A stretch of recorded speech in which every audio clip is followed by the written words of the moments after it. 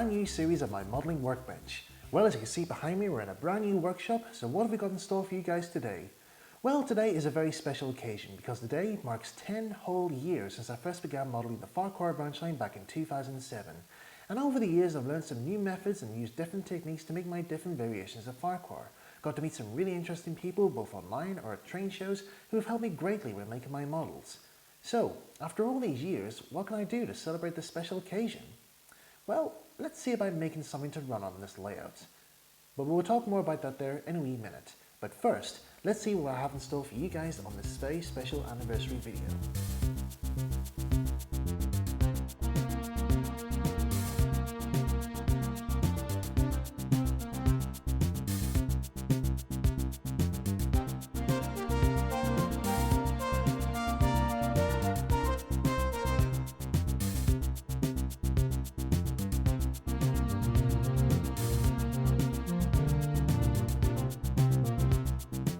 And we've all that to look forward to later on in the video. But first, something happened here on the Ffarquhar branch line which has actually left me quite stumped. I can't actually explain as to why or how it happened, but it's actually left me very confused and a little bit worried. I'll explain what happened. It all happened back in February. I came home one day from university after another tiresome day and decided to release some stress by running my trains.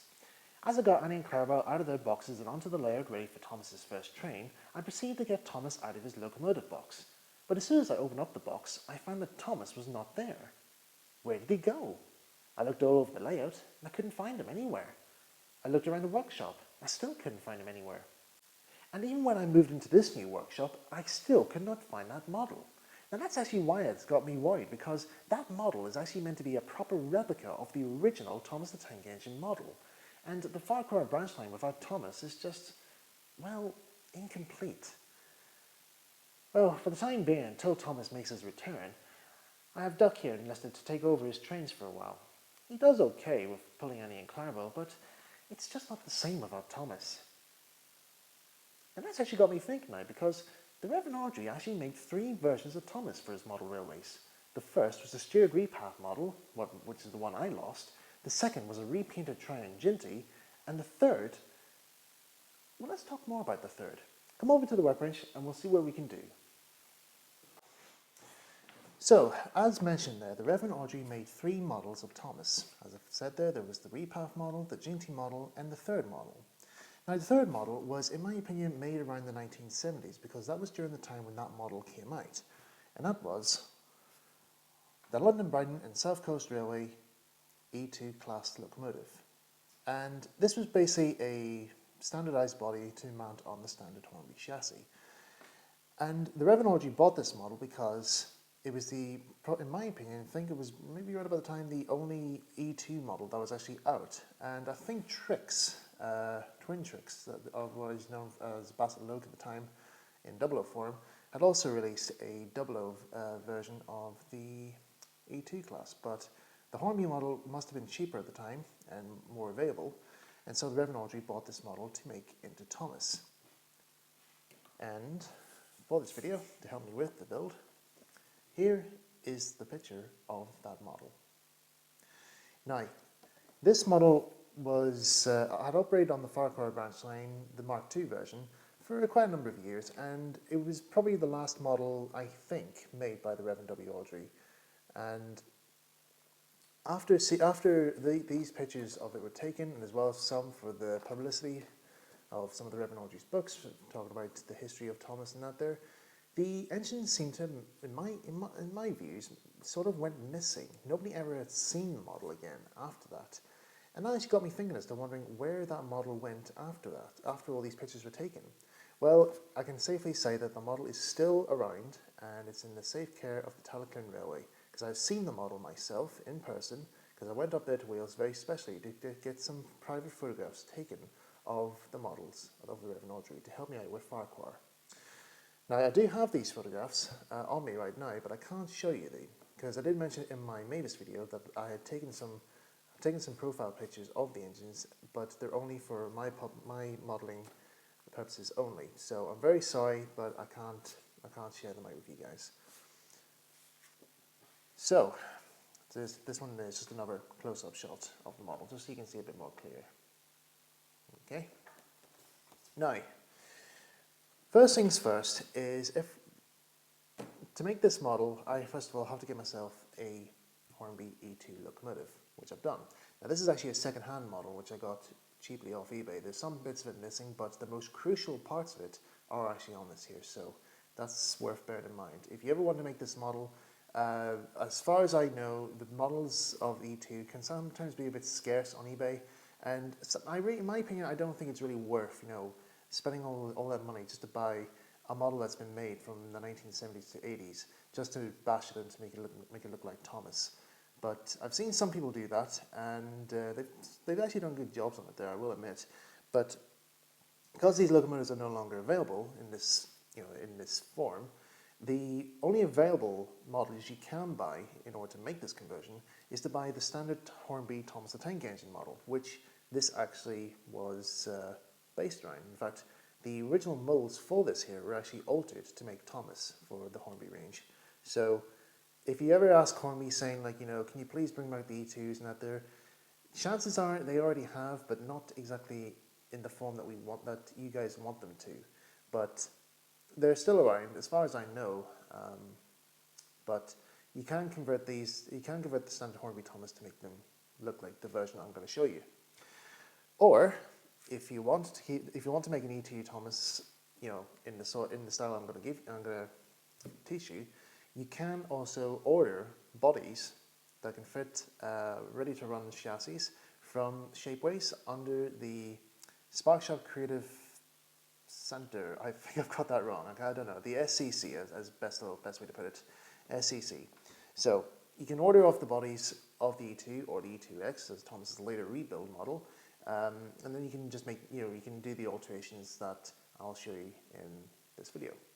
Right, first things first, the chassis. Now the chassis is the main ingredient for this model. Now people will say, oh, it's the body and the side tanks not there. It's the chassis. Because the chassis is the very most important thing because it makes the engine run. And you have to make sure that the chassis is in tip-top condition in order to make sure the model runs. Now this chassis in particular I bought second hand, and it was actually from an old Ginty model, actually, an old Hornby Ginty, which I was going to convert into the second model, Thomas, but it wasn't the right model that I was actually looking for, so this was actually a Dota chassis. But it was the same chassis used by the E2s, just with a different wheel color and so forth, but it's still the same thing. Now this motor is one of the later ones, I think, that used the XO3, XO4 motors from the Triang era, and it was, in my opinion, I think it was an okay chassis there, but I think some issues with the pickups and all maybe caused a few issues every now and again, but it was the last era for this type of motor, so what can you expect? So, first of all, I have to take the wheels off. Now you can take the wheels off using a wheel pillar, which you can get from GW models. I actually do have one, which is from Gibson's. You can order these online. But these wheel pillars are more designed for the uses of like bogies and wagon wheels and all that stuff there. So, in my opinion, you best try and get the GW wheel pillars because they're the best ones to go for. But you might not actually need them because it might be a bit of a waste of time, because I didn't realize until afterwards that after taking the wheels off that there's some screws underneath the chassis, so you can take this plate off and you can lift the wheel set out. So there's something for you to take note of. Right. What you also need to do is to also take the drive wheel off, or the drive axle off, in order to fit the replacement axle. Now I'll just bring this up to the camera here just so you can see. So I've already have this fitted onto a new axle. Now this is actually a Romford or a Markits axle, drive axle, which you can get from Markits online. These ones I actually got from a site called Scale Links, and they pretty much do like a similar design for the Romford axles, but they're just a little tiny bit more, maybe 0.5 millimeters thicker than the Romford ones, but they still work. It still works. They're still compatible with what the wheels I'm going to be using. Now, why have I chosen Romford? Now, this is actually because the Reverend Audrey used these wheels for his locomotives, because the Triang wheels back then had very thick flanges, and they always sometimes jumped about every time they're going over crossovers and points and so forth, and this can cause a wee bit of issue for the running of the engines. So he changed all his locomotive wheels, that any locomotives that he had that were Triang or Gaiety, Duck in particular had Romford wheels fitted on, and these provide good running, smooth running, and he had no trouble at all whatsoever. So that's what I've done for this model. I actually went and got myself some Romford wheels, as you can see there. Bring the camera so you can see. So now these ones I actually got on eBay for I think about 20 quid for the set. Now these aren't actually the right wheels for an 060 locomotive that would suit, you know, the E2. For this model, you would probably want to keep it at the 18mm wheels. Now these wheels in particular, I actually went for the 21mm ones. Why have I chosen that? Because if you look on the original photograph, I had to make sure I got the right wheels for this, because if you look on the photograph, I actually had to count the spokes on each wheel to know exactly how many spokes there are on the wheel, and to find out which wheels actually had the same number of spokes but was also close enough to the right size as the wheels that were making, you know, the 18mm ones. So these are the 21 size, and they do fit the chassis well with the systems on. So yeah, we'll get these fitted on. Now, what the Romford wheels actually have, just take this one off. There's some little screws on this here, which I'll show you in a minute. Now, the best thing I actually do like about Romford wheels is that it makes it easier to do the quartering on the wheels. Now, people often find quartering on engine wheels to be very, very difficult, but here it's actually very easy because Romford have designed a way to actually have a square insert, so you can have this little square, I would say like maybe a dowel or a slot made in the actual axle itself, so that it's actually easy for you to set the quartering. So, and basically all it is, like, you know, you just check the wheels, make sure it's okay, and make sure that the crankpin hole, which is seen there, let me just bring it up there, you just see the hole right there, make sure it's pointing at 12 o'clock, and then with your upper axle wheel, you put it in and you turn it at 3 o'clock, and then you insert it in and press it fit to make sure it fits snugly in place. Now, when it comes to actually converting your Triang rolling stock to have Romford wheels, what you need to do is to make sure you buy the right wheels. Now, I did say, like, you know, buying different sizes, different spokes and there, but they also give you two types of wheels. So you have the plain, which is an all cast wheel, which is all metal, and then you have the insulated wheels, whereas there's a small rim of like paper, or I think it's like paper or cork or something rather, or a little bit of rubber, which is seeped around the tire of the wheel. And basically what this does is that isolates the wheel so that no electricity can access this area of the wheel. So that's what I've done here. I've actually bought three wheels that are plain and 3 wheels that are insulated. And you can tell instantly which is the plain and which is the insulated, because the plain wheels are a very grey looking colour, and the insulated ones have a very brass look colour.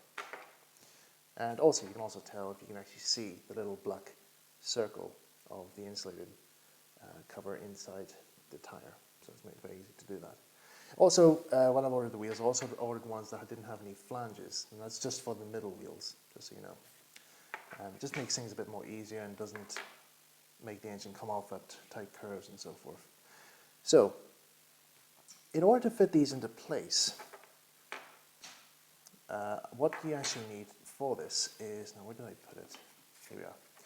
Now Romford actually have a very special screwdriver which allows you to insert these screws into the wheels. Bring it up there so you can see it. So that's the screwdriver you need to get. That's because the screws, or the little nuts, that's what it is, the wee nuts that hold the wheels in place. I might not be able to show it that well on the camera, but I'll do my best. See if the camera pick up. You can see there's a little slot in the nut that allows the screwdriver to grip it. So, take my screwdriver. Now also, before I do start screwing, make sure you know exactly which side the insulated wheels are on. Now it's best to make sure that your insulated wheels are on the side where the pickups are going to be, because that way it's going to be more easier for the locomotive to pick up its power. If you do it the opposite way around, you'll get a short circuit and the engine won't be able to move. But you also get, some locomotives will have like chassis that have pickups on both sides of the wheels, so in that case you're best to get the wheel sets that are all insulated so that it doesn't cause any hassle with installation of the wheels. Now, insulated wheels are on this side, so making sure that the axle is square. Take that nut out because it's getting in the way, I can't see where it is.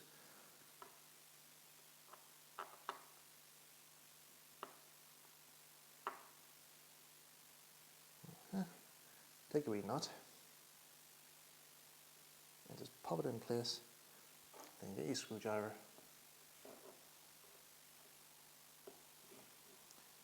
and just screw it in place.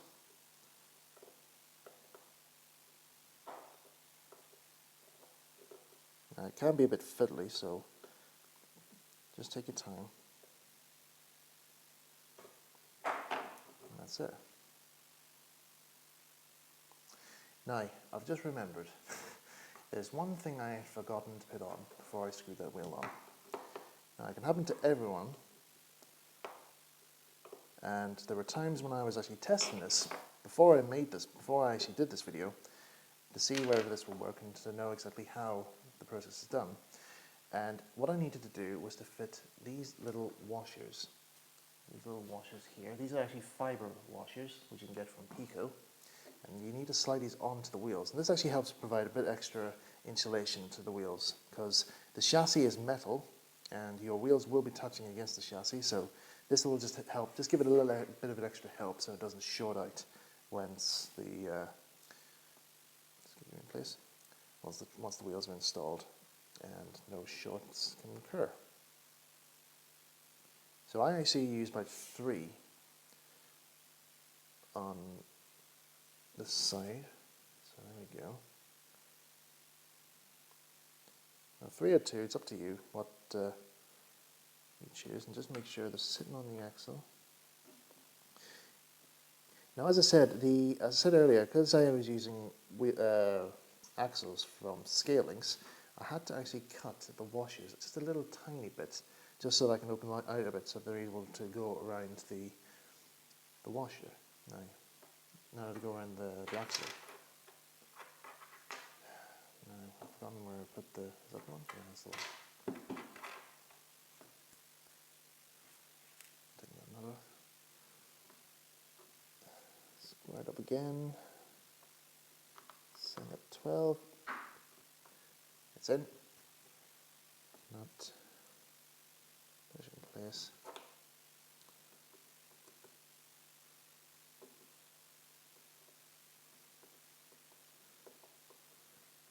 Carefully. Oh, come on. Screw it in place. There you go. There's a wheel, nicely put on. Now you just do that to all the wheels and check and make sure that everything is all running okay. There's no rocking at all from the wheels whatsoever, and to make sure that all the wheels are secured on and true. So I'll be back with you guys in a wee minute and we'll see how the wheels look like in position. So, see you in a few minutes.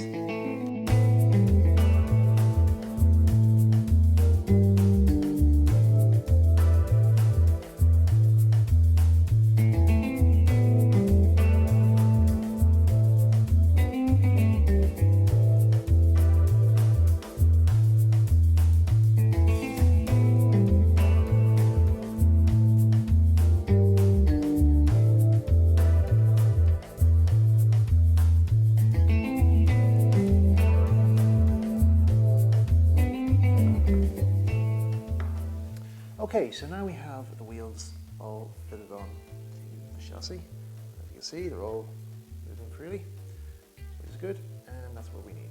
So, next we need to check and make sure that the cording is correct. So, first of all, we need to put on the side rods.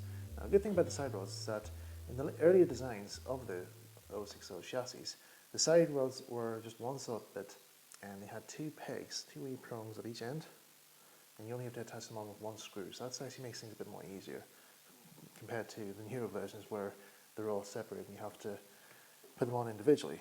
Where have those days gone? I don't know. So, using the photograph of the original models, just to make sure I know exactly which side rod goes on which side, put them on, like so. Get my screw, and get my screwdriver. Now, I wouldn't actually use one of these screwdrivers, which is the standard flathead screwdriver, because that's the sort of flathead screws that these models use. But I actually think we could have something a bit different for screwing these on. In my toolbox, I have one of these. Now, to the ordinary eye, this actually looks like an ordinary screwdriver, but don't be fooled. This is a very special screwdriver. Now, I first saw this in an episode of The Reassembler presented by the ex-Top Gear host James May, which is now the Grand Tour. He had one of these when he was reassembling a old Bakelite telephone, and also he uses for when he was assembling his Flying Scotsman model. If you remember last year, or last Christmas, he did a program showing you how he did that. And he used this very special screwdriver to put it all together. It's a very special gripping screwdriver, so if I bring it onto the camera here, you can actually see if the camera's focus would pick up well. Should have got a different camera for this one here, but if I press this up, you can actually see that the wee prongs at the top get a bit smaller. See, can I focus correctly? I don't think it will. But anyway, the idea is that the wee little prongs at the top get smaller, but they actually go a bit thinner because there's two separate blades overlapping each other, and that makes the blade a little bit thicker, and that helps grab the screw. So that's what we're going to use to secure these on. So if I show you, so put it in the natural way, standard way you would put it in, flathead screwdriver into any flathead screw. Put this in and push this up. Yeah, see, going in place. Holding in place like that there. Now, I can bet you that it's so strong and able to hold that in place that I could do this with it.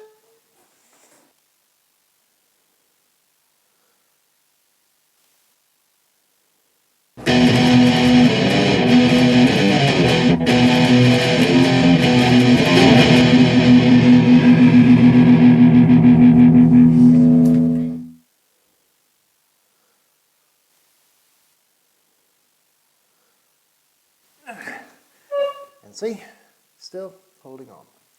So, that's what we're going to be using to hold this screw in place. So, screwdriver, hold you in place.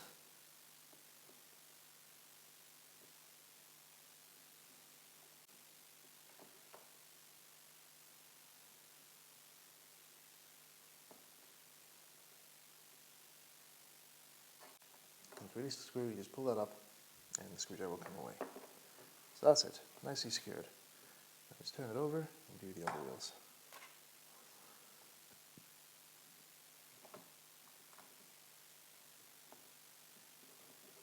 And there we go, that's the last screw in place. And that's the side rods now put onto the model. So there you are, both ways on. Now, the first thing you need to do is to check the quartering is right. So move the screwdrivers out of the way. Now the best way to test this is to get a little bit of scrap track. This is just some leftover track that I had from when I was making the layout.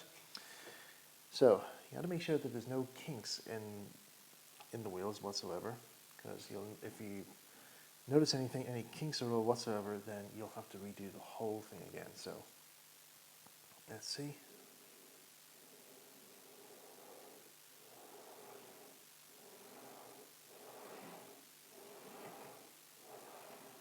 Very good. So that's a very good sign. The quartering is good. So next thing to do is to assemble the motor. Now, this is the X03 motor, and this is what was used to power the original model. And so I'm just going to insert these in. It's very, very simple to fit in these motors, but first of all, before I do fit the motor in, I'm going to put the pickups in. Now the pickups are these boys here. They're just wee straps of I think they're like copper. I think they're wee bits of copper that just go into little tiny slots in here that I've seen in the chassis. And then these bits here, the capacitor, and or is it a resistor? Yeah, I think it's a resistor. And pickup brush or clip or whatever goes onto the brushes on the motor. So it's very, very simple. Just have to slot these in very, very carefully. And there's a wee bit of a rest that these pickups sit onto. That one's gone fine. Now, they can at times bow, so just have to be very careful that they don't catch on the inside of the spokes of your wheels. And if they do, just give them a wee push, like with your screwdriver, till they go fully all the way down. That one has. And just push it in place. That's it. Calm and dry. Now, there's another bit that goes onto the motor. This is the screw, the wee little brass screw which attaches onto the motor. Now, the resistor needs to solder onto this little like type washer thing. And at the minute I haven't got my soldering iron with me, but I will do this off camera. But you need to make sure that the resistor is soldered onto this little clip. And I think some of the soldering on the wires here could do with a wee bit of improving. So I'll do this off camera, but I will show you exactly how these all go together. So first of all, we have your motor. I just move this wire out of the way so that the motor can sit in carefully. Now, there's a little insert in the chassis. You don't know if you can see it there, that the motor slots into, and it's very, very simple.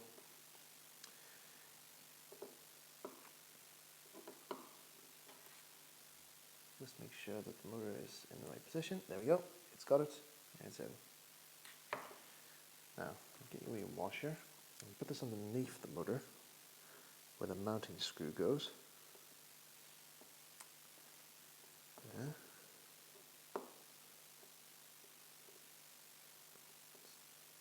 Use a little bit of the screwdriver a wee bit, just make sure it's in the right place. Right. Then get your brass screw and your gripping screwdriver again. Now, it's bestly recommended to actually get a brass screwdriver to do this, because when you're using a normal screwdriver, there's a magnet on the back of this here, and when you're trying to screw it in, your screwdriver will get stuck to the magnet. Now, talking off the magnet, it's bestly, I would strongly recommend to anybody who owns any train locomotives or any of the old Hornby 00 to go out and buy a magnet remagnetizer. Now, James May actually had one of these in his Flying Scotsman servicing video.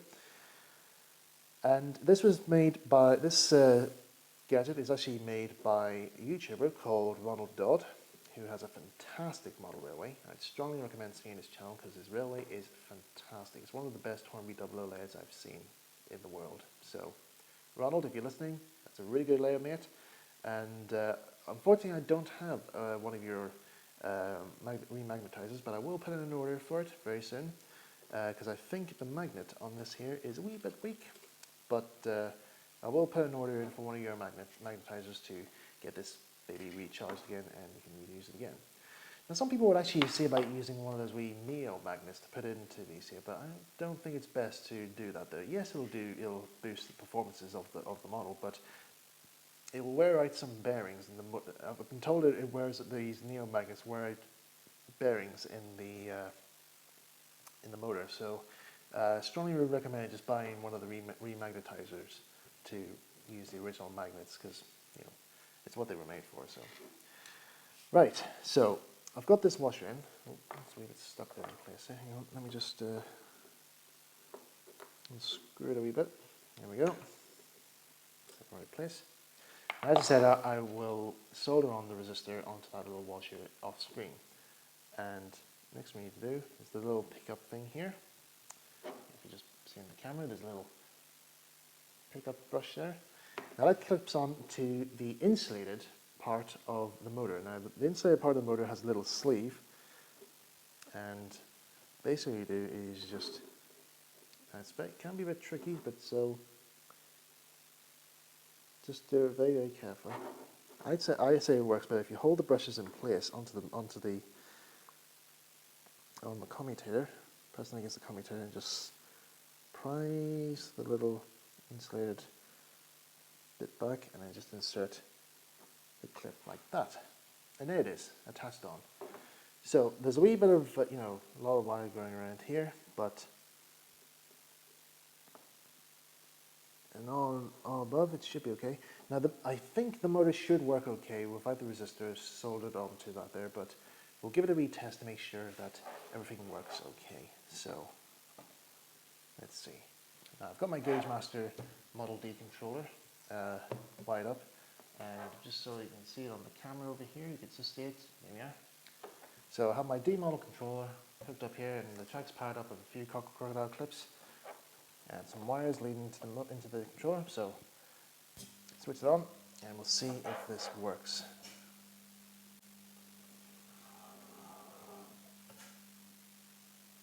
Now because it's a wee bit old, so you have to.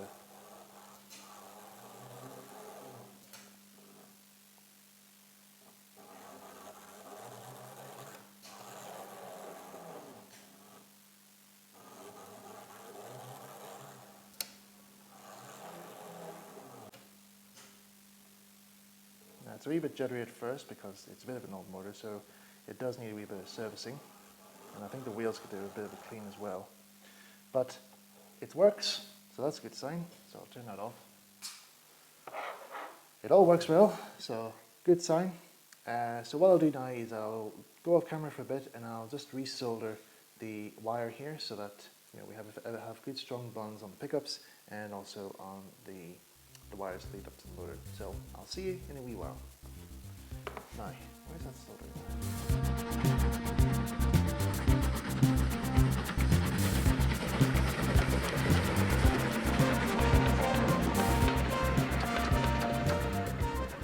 Welcome back. Whilst you guys were away, I was busy resoldering the wires on the Locomotive, on the chassis there, so all seems to be all running up okay again. But there was one wee issue I actually had with this, and that was amount of biscuits. Go for a biscuit right now. Let's try something. Gavin! Yeah? Here, throw us a biscuit there, would you, mate? Ah, sure. Cheers, mate. So, as I was saying here, whilst I was testing the chassis again, I actually noticed that there was a blue spark that was coming out of the sidewall. I said, thank you, Gavin. Thank you. What was I saying? Oh yeah. Whilst I was busy testing the chassis again, I actually noticed that there was a blue spark that was coming out of the siren. Okay, that's enough, Gavin. Thank you. Now, what was I saying? Oh yeah. Now, as I was saying, whilst I was testing the chassis again, I actually noticed that there was a blue spark. No! I said that's enough, Gavin! Sorry, I thought you liked him. I thought he was hungry. But not now! Look at the place, there's biscuits everywhere! Sorry. Right, well, we'll have to take a break here for a while whilst I get the workshop cleaned up here, because there's biscuits everywhere and I don't want mice getting in. So I'll be back with you guys in a second here. Just give me 1 minute. For God's sake. Now what Whitehouse doesn't realise is, making a new chassis for his Thomas model, right, has compensation in it, as my own design. So when he exhibits his Ffarquhar loud, it's not going to be grinding in it. And it run better. Just a bit left and he's finished very, very soon, I think. A few adjustments.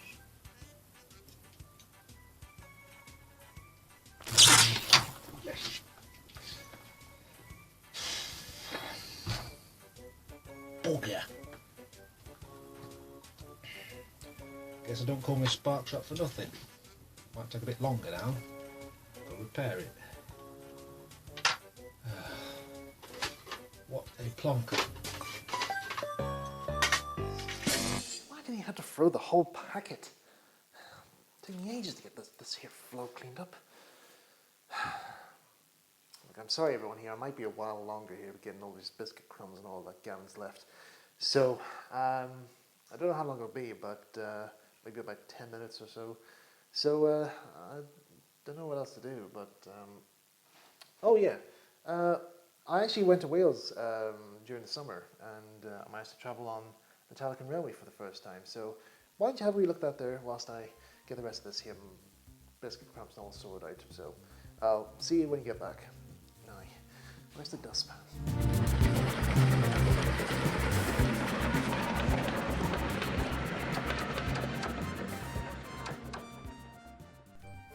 It was a lovely morning when we arrived at the Talyllyn Railway, with very little chances of rain. The last time I was here, I didn't get a chance to ride on the trains, but took a few shots at Tom Rolt as he left the station.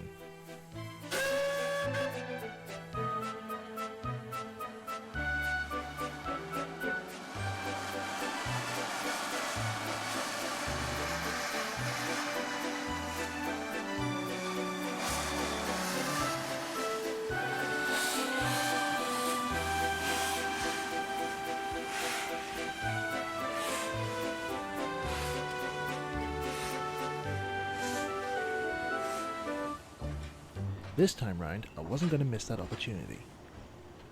Our train was led by Douglas, Talyllyn Railway number 6.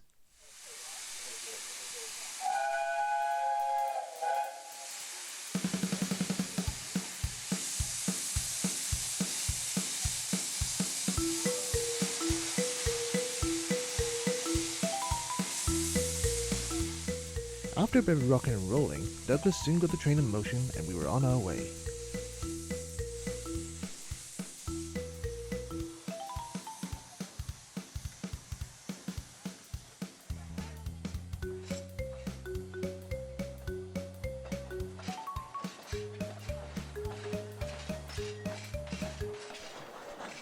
As we travelled along, I started to understand why the Reverend W. Awdry used the Talyllyn Railway as inspiration for his Railway series stories. Every length of rail held a story that could be great inspiration for a story.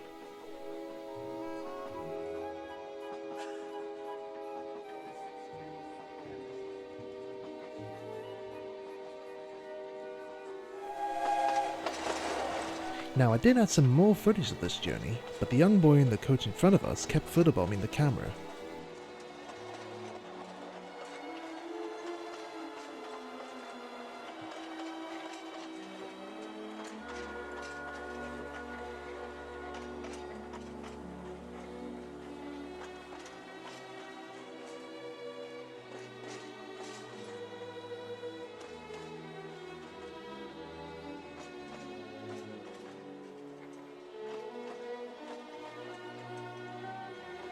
He did, however, take a break from this as we approached Dolgok station.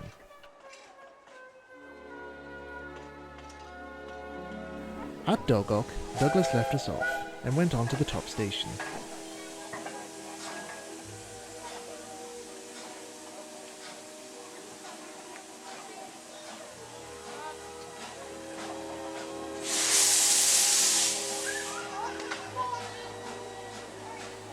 This gives us a chance to stretch our legs and to admire the scenery around us.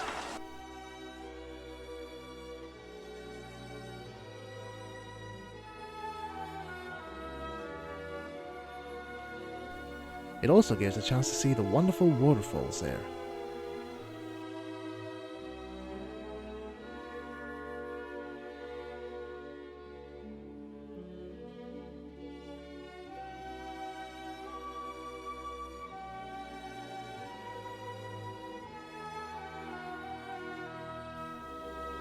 And if that wasn't good enough, I managed to capture a shot which I didn't think was going to be possible for me while I was there.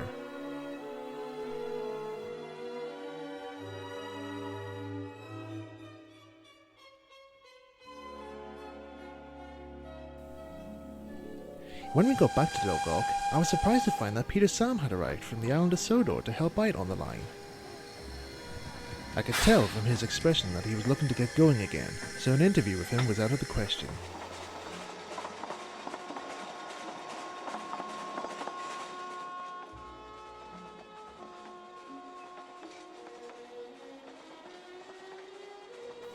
Peter Sam took us up to the top station. Along the way we caught up with Douglas, who was coming back with a down train.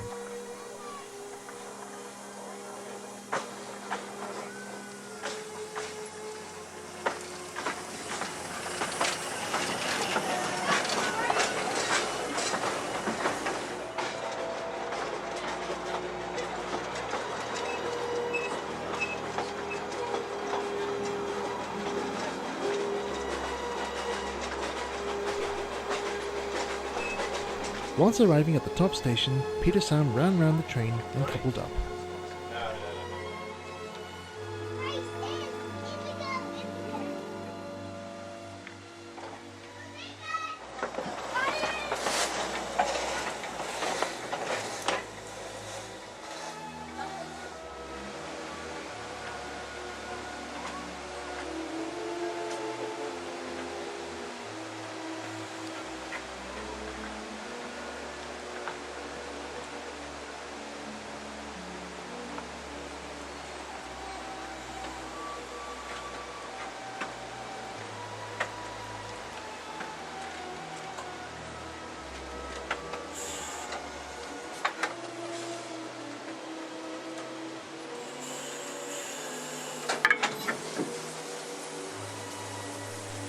And then he took us to Abergynawith, this time with a dog photobombing the camera. I don't seem to be getting much luck with these shots, do I? Awful. While the crew refueled themselves with cups of tea and sausage rolls, Tom rolled past us with an up train.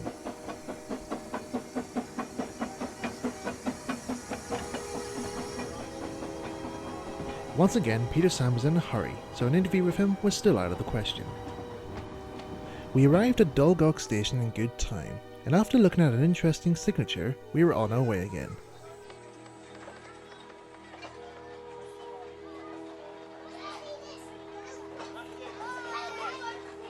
But just as we left the station, the train suddenly stopped.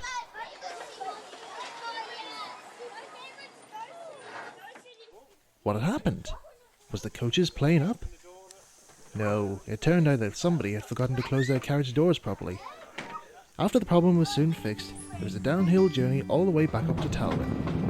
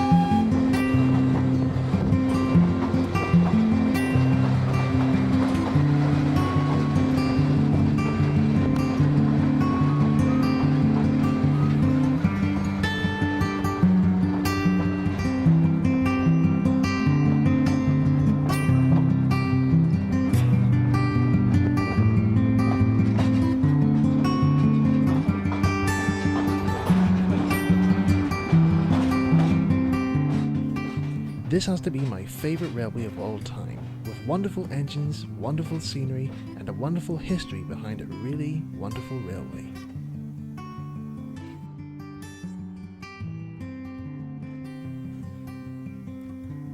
Now, just before I left the Talyllyn Railway, there was one last place I had to visit.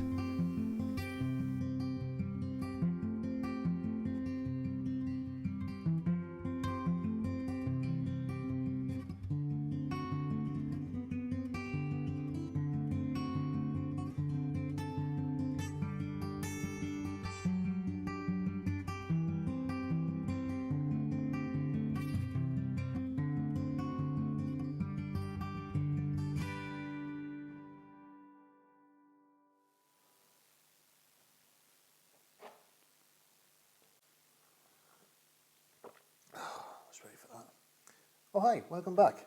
And before you ask, don't worry, I wasn't actually hurt that bad when Gavin threw the biscuits at me. In fact, I actually managed to salvage some of the biscuits he threw at me there, so it's not a lost cause.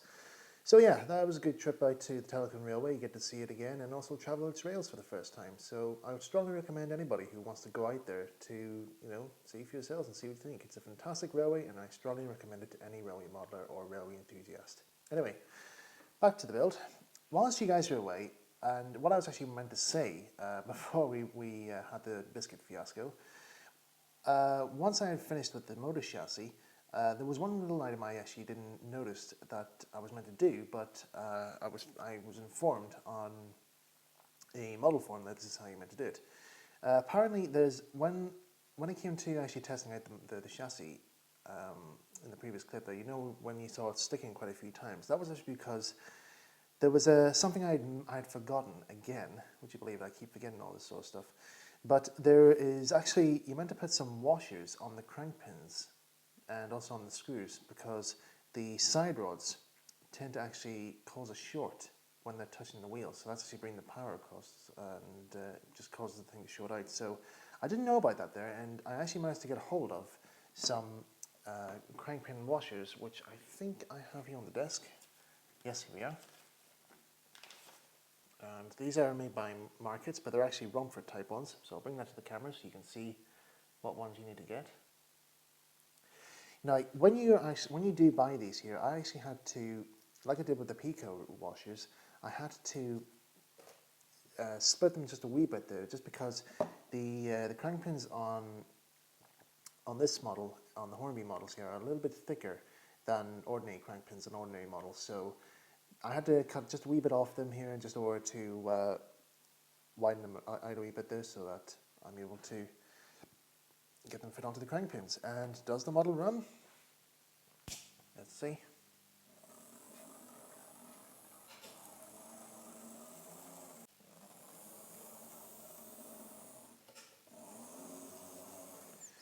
Yeah, seems to be running very smoothly there. Now, the only thing it does actually have, a little problem is, now I actually think this is probably due to the magnet being a bit weaker, is that when it goes forwards, it tends to slow down a wee bit. So I'll have to take it easy when it comes to running this model, just so I don't wear out the motor or overheat the motor when driving this here. It's just until I actually do get hold of one of those remagnetizers from Model Dot. So, but yeah, the chassis is all set to go. All it needs left to do is to paint the wheels and ready to install onto Thomas. Which now brings us on to the next item. I'll just turn this off here a sec here because the buzzing is quite annoying. Which brings us on to the next part of this video, is doing the bodywork. Now, I'm sure quite a lot of you guys at home are really excited to do this here. So, first of all, we need to take some procedures. First of all, one thing you'll notice here is that the body here, from before, it looks a wee bit different to what it is now, and that's because I actually stripped the paint off it. This is just basically just the normal body colour that the model came with. The black smoke box door and on the tank tops here and the cab roof there, I think the paint that Hornby used was a little bit stronger, and I don't think the stuff I used to strip the paint off there wasn't that strong enough. But it doesn't really matter because I am going to be painting they're going to be touched up with black anyway, so it doesn't really matter. So long as the yellow stripes and lettering are all gone, that's the matter. But if you look closely there, you can still see the imprints of where they used to be. So it's not a real big loss. It's nothing drastic. It's only just just a little bit of leftovers to show what used to be there.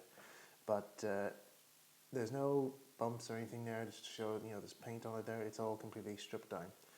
Just a couple of bits on the buffer beams there that has a bit of paint, but that won't really matter because we're going to be taking these buffers off anyway, because we're going to be using some different buffers. Now, I just want to point out here is when it actually comes to stripping the paint off the model, I've actually heard some people using different methods. Some people use automobile brake fluid, which I'd say does okay. I haven't tried it myself though, to give you my own personal views of it.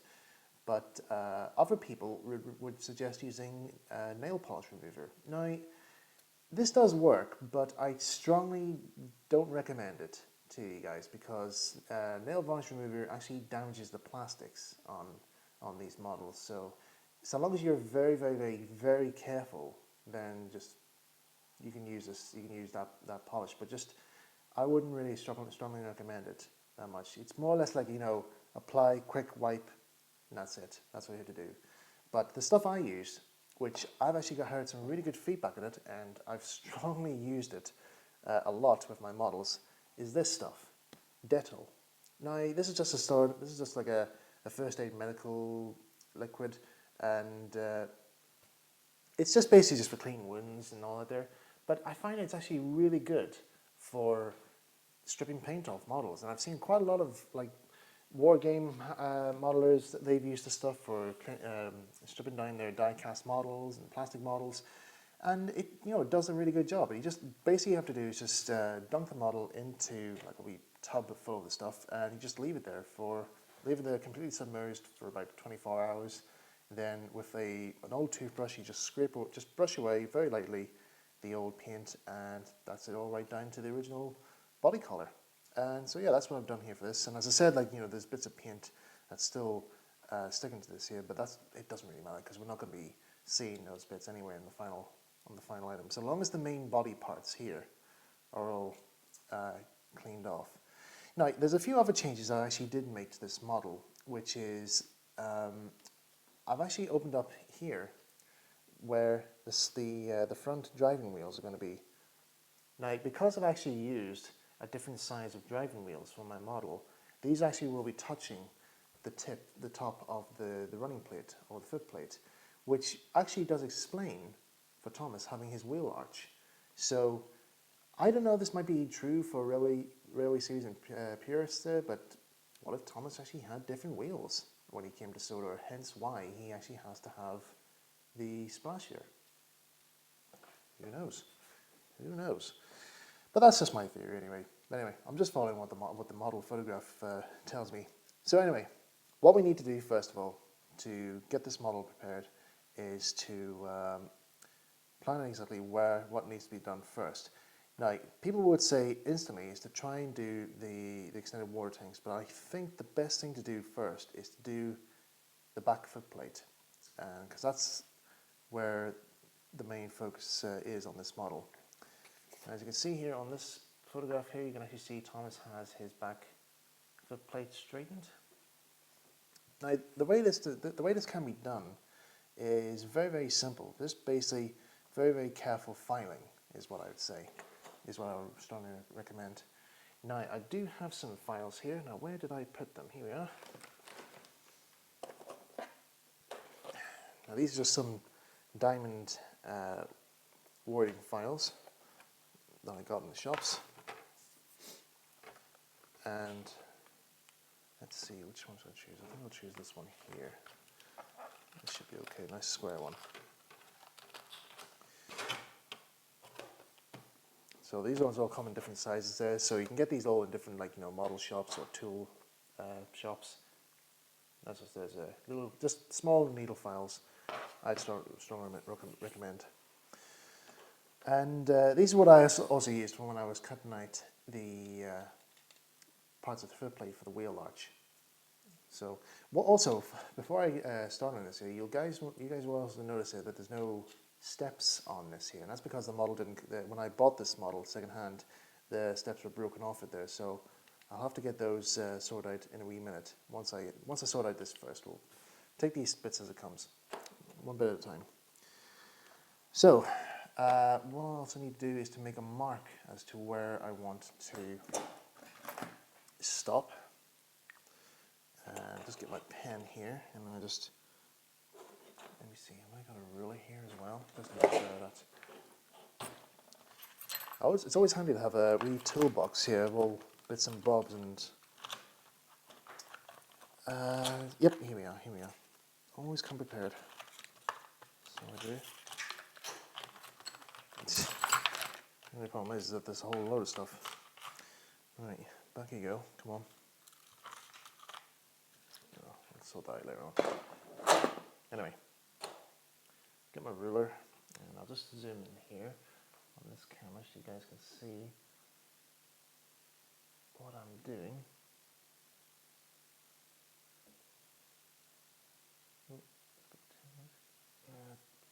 close enough. So, with my ruler, I'm going along the edge of the footplate here, like so, and then I'm just marking out with a pen. This is a fine tip pen here I have, where I want the footplate to continue. I'll do the same on the other side.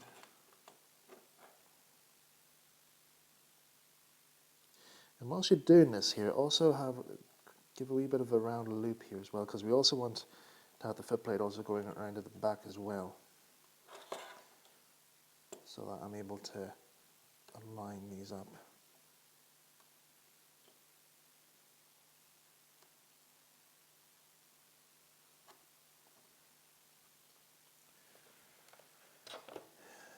I would actually been better using a set square, but I don't actually have one right now at the moment, or one that's the right size.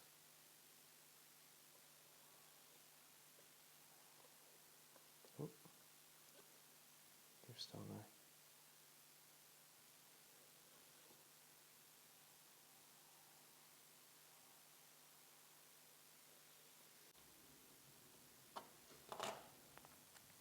Okay.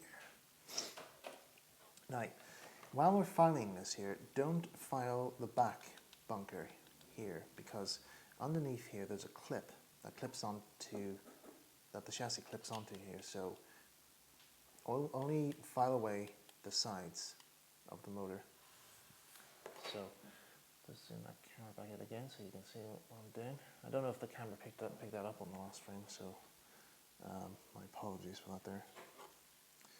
Right, now very, very carefully file one side at a time. Now I might have to go to a time lapse with this one here, because this does take quite a bit of time.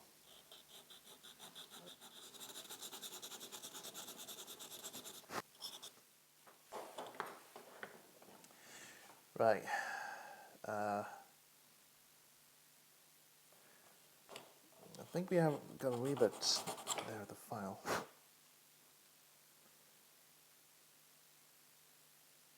Seems to be there okay there with the file, but I think this might take a bit longer than I thought, and we are on a bit of a tight schedule here, because I don't know how long this video is going to be, but time to bring out the big boys here, and that is a Dremel.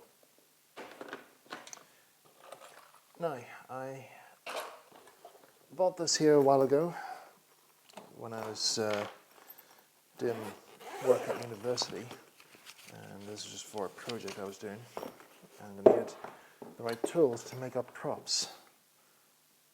So this is just a standard Dremel here, and you need like a wee fine sanding tool here, this wee boy here. Now, word of warning here is that you have to be very, very careful when you're doing this method now, which I'm going to be doing.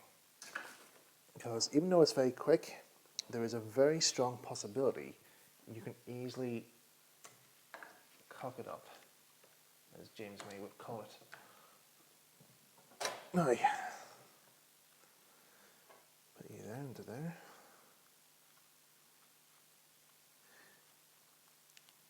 Now I'm going to be running this at a very low speed, because if I do it too fast, the friction of this here will heat up the plastic and cause it to melt, or maybe I will cut too much from the model, which will definitely ruin it, and this whole video will be completely worth nothing. So, just set it at a very low speed. In this case, I would set it number 2. See? And do this very, very slowly, okay? And also wear eye protection as well, which I'm going to be using as well. By the way, if you're wondering what this is going to be, this is like a little magnifying headset, and as you can see here, it helps me magnify objects a bit closer to my eyes, because I can't see all that well with my eyesight. Sometimes I do wear glasses, sometimes I don't, but this will help me get up close to the model and also protect my eyes as well from the flying bits of plastic. So, as I said, do this very, very carefully and you should get some good results. Here we go.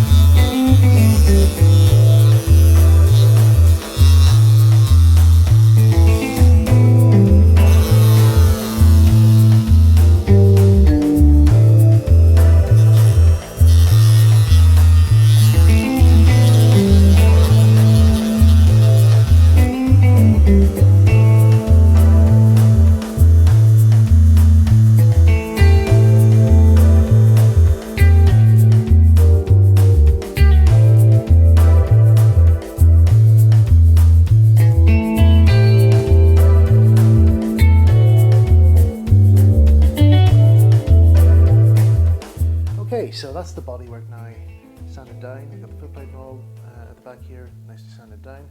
I've only sanded down just a bit of it here because I don't want to go too far in case I sand a bit too much back.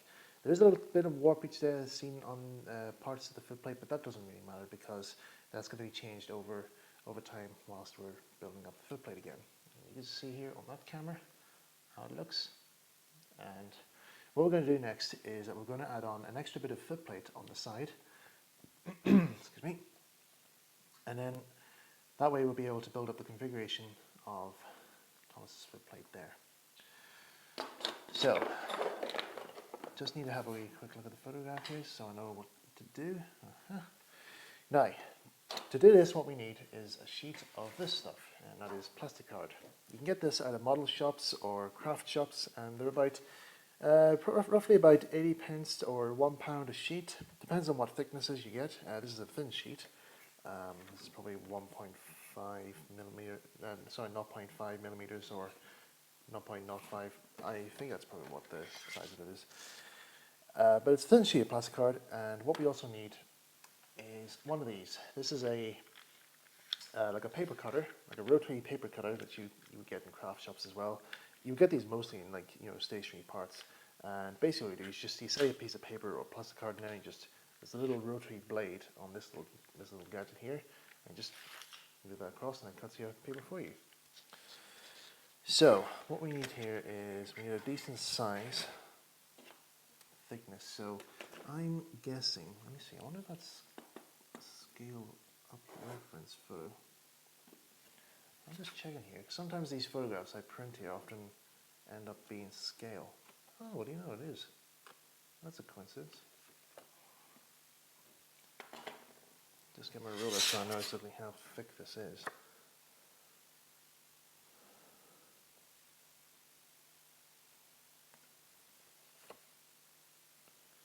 Right, it's 2 of those. Those are 2 millimeters.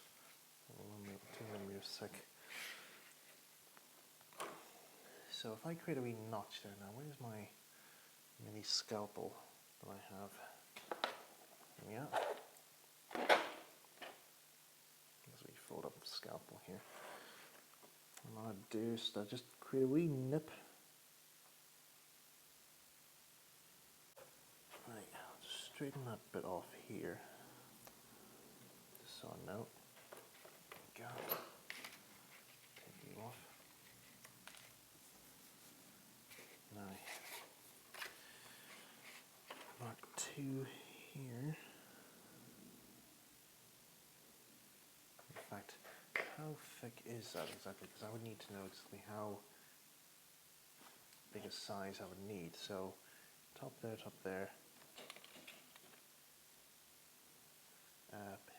Pen. So that's to there. So I need to cut my plastic card to a thickness of, let's see,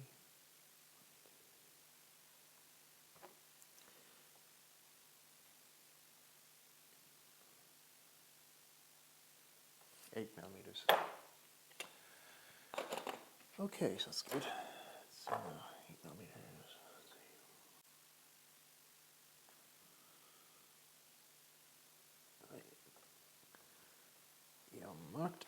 we go. Now, line this up square on my wee cutting mat here. And get my wee ruler and make sure I know where the blade is, so that when I'm cutting I don't cut in the wrong place. Now, this is where I have to get down eyes close so I know exactly where the blade is and make sure it lines up that wee notch I grooved.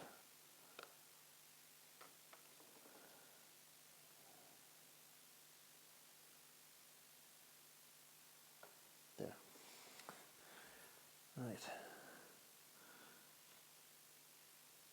lined up, that's lined up.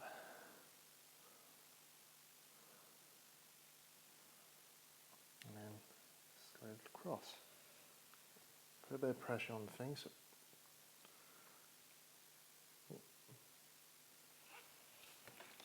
I think I've made a bit of a mistake there, but at least it's the right amount. And if it doesn't curve, there we go. Right, I'll do another one there for the other side, but just seeing how this side looks.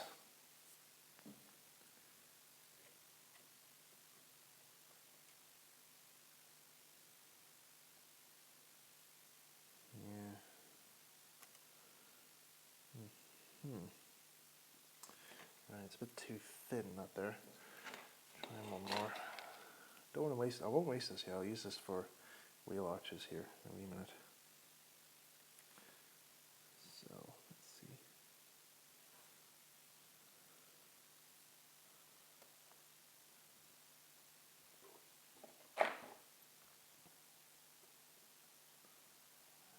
There.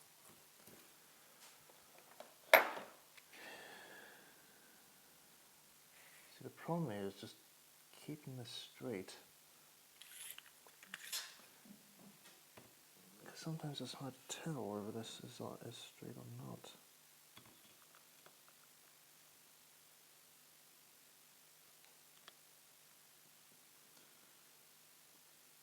Right, let's see.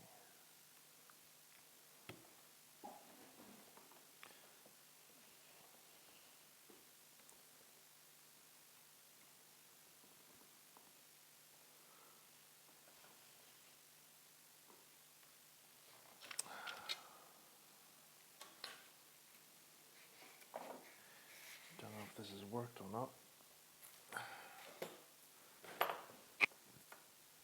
I'll just have to try and make do.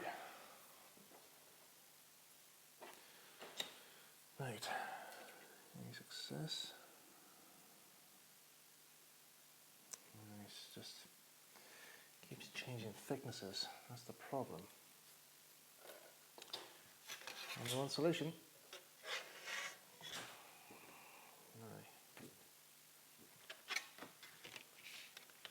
Line it up as best as I can here.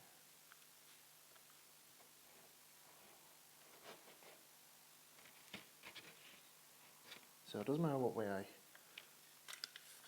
cut this here, it will cut a straight line, just so long as I'm very careful and put enough pressure on the plastic card. There we go.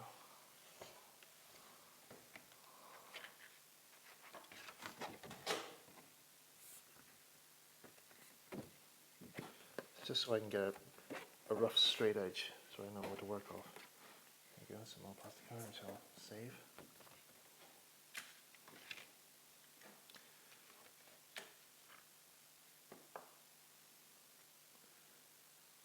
Right now, straighten that up there. And there. There we go.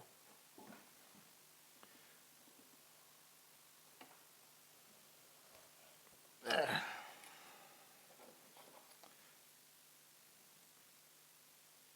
Yep, that's good. Height-wise, looks very promising.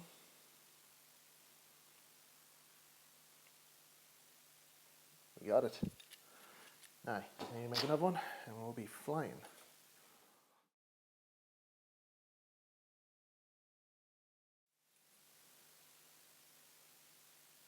Good. Right, put that aside for a moment. And I think we're done with you for now. Now then.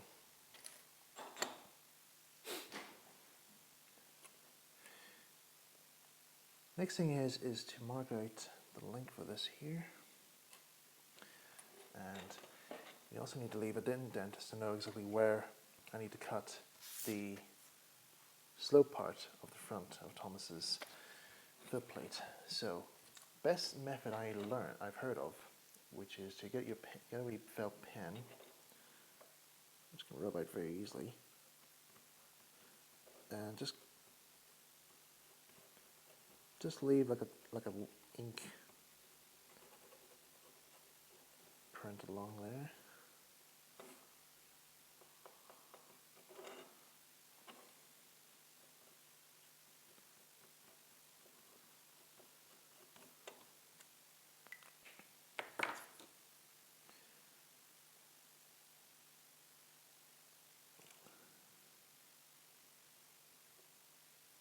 And just press in the plastic card in that. And hopefully the ink will transfer itself onto this here, which will hopefully give me a template. Here we go. You just see it there. I'm going to put the camera there. Can I focus on you? Come on.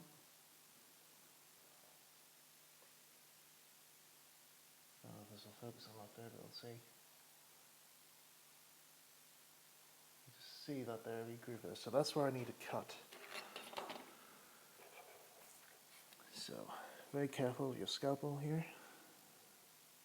And we just scoop that off.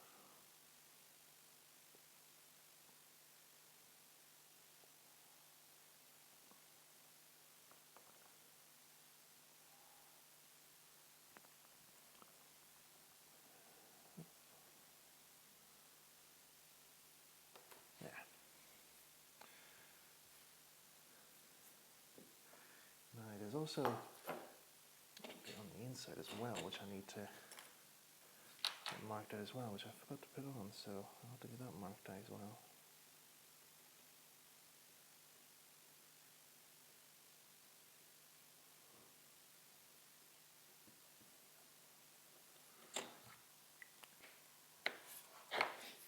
Line it up again.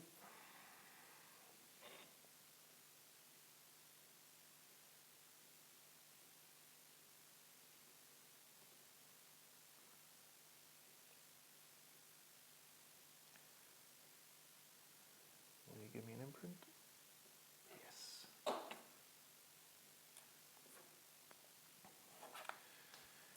So, just get my ruler.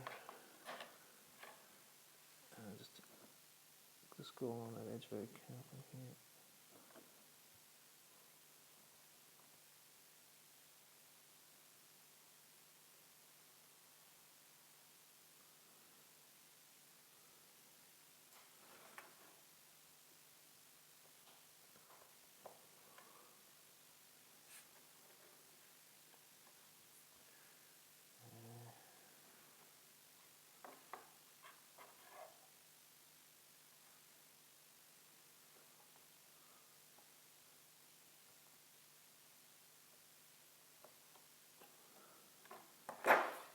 Now you don't have to cut very heavily on plastic card because you can just just give a wee small slit in it there, and then you just bend it a bit and it just snaps very easily.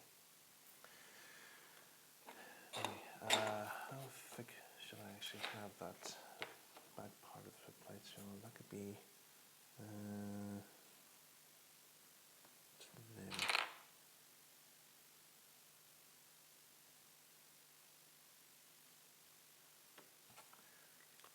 So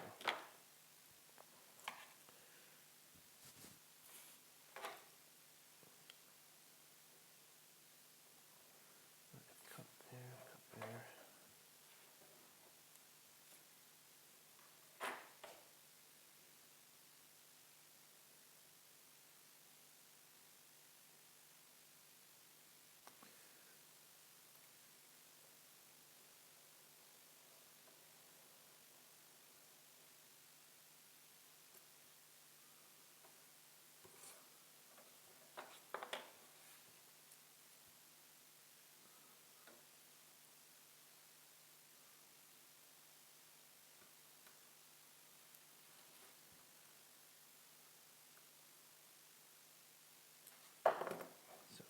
few light cuts, and then just very carefully bend the plastic card.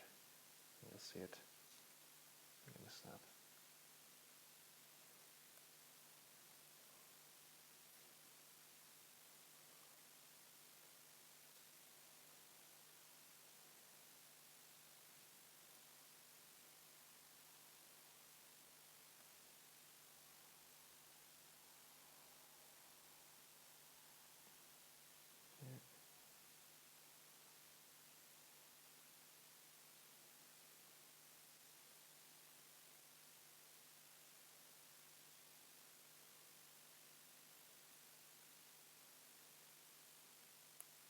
There. Very simple and very quick. This one just needs a wee bit of patience, and it can be a bit fiddly at times, but with a bit of practice there, you'll be able to get good edge for your foot plate. There. So that's the edge of Thomas's foot plate. And now I just need to make another one, and then I can stick them onto the sides.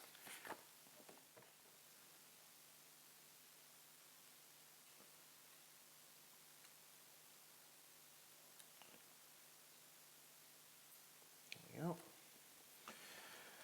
Right, that's 2 foot plate sides now done, and I actually did thought that was going to be the hard bit, and it was a bit in some ways. That one now just needs trimmed a wee bit, and yep, there we go, that's better. So, to glue these onto the side of the model, I'm going to be using this here. This is Hombro Poly Liquid Poly, and you can buy this in any model shop, craft shop. And it basically what it is, it's a special glue for plastics, and it's pretty much welds plastic pieces together, and it dries within about 45 seconds.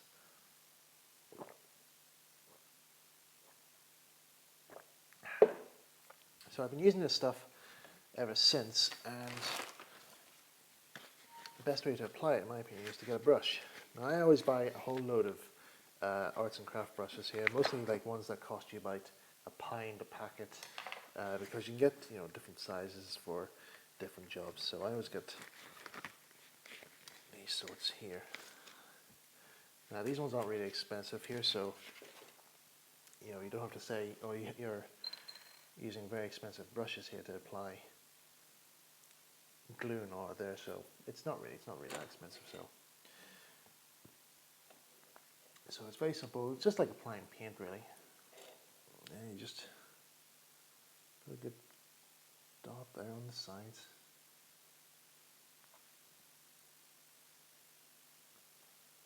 And also here.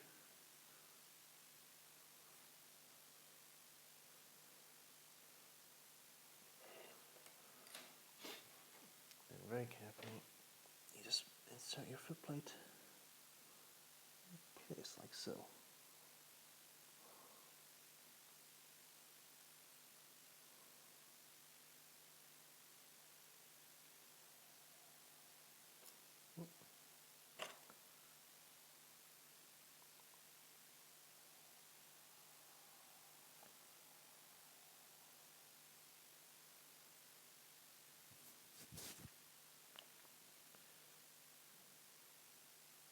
And I'll just paint some along the edges here, just so it creates a good bond to the body.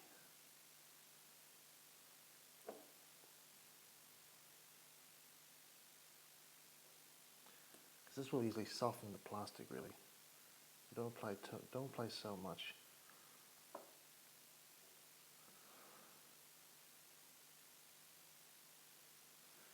So there we go.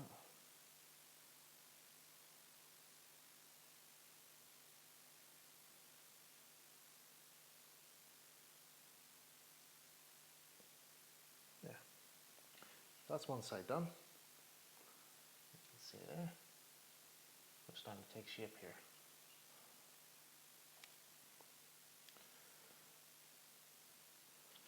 And the outside. Block there.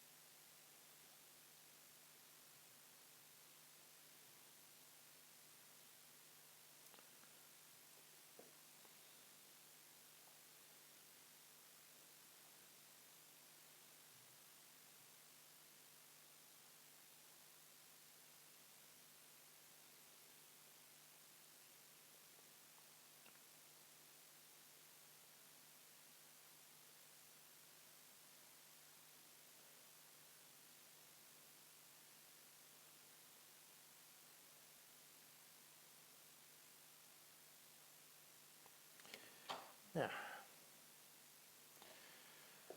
So just let that dry for a few minutes, and then we can sort out the buffers.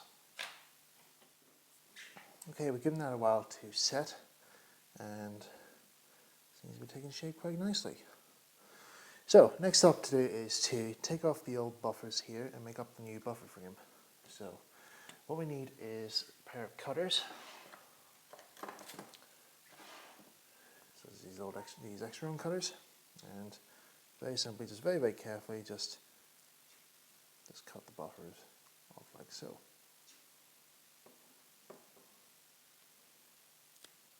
Now, if you're using one of Ffarquhar's models, the buffers are separate, or maybe he's modeled them onto the model. So if you get your E2 body shell that doesn't have the buffers out there, you don't have to worry about doing this.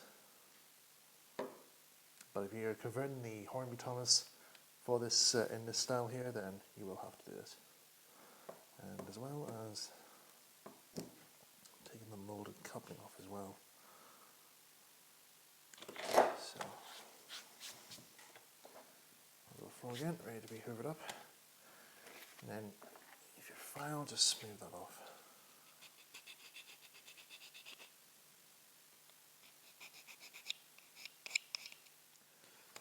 Might as well just trim just a bit off this here on the same side.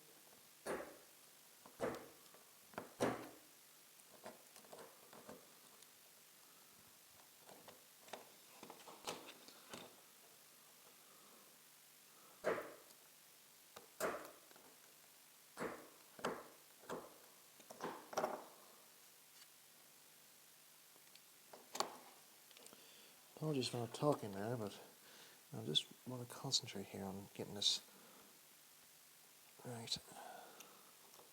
There we go. Oh, blades come up.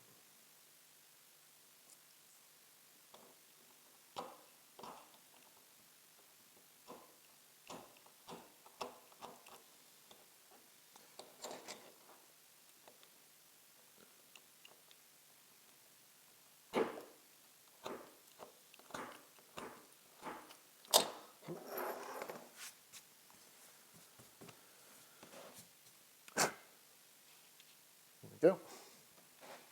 Now then, I'm going to be using a bit of thicker plastic card now. This stuff here. Yeah, I might. Okay. I've seen this before, just a few light strokes using your blade cutter here.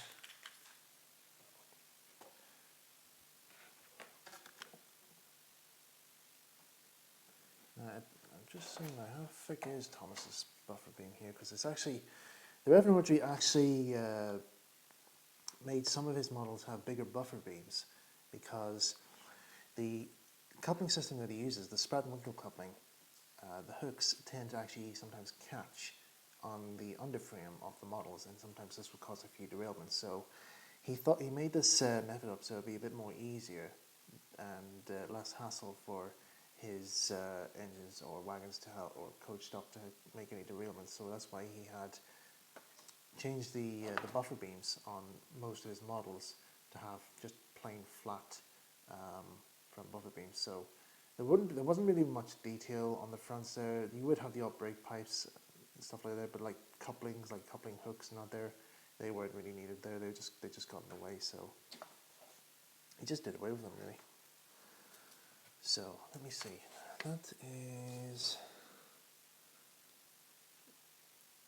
That's about a centimetre, I think.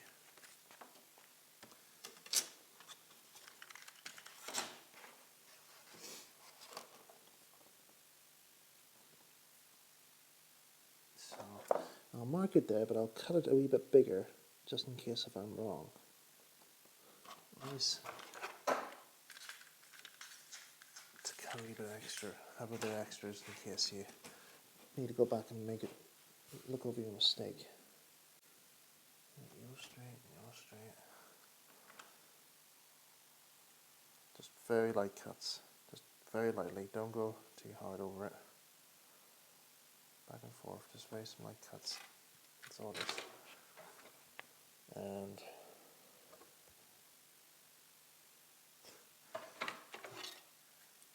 doesn't need any impact.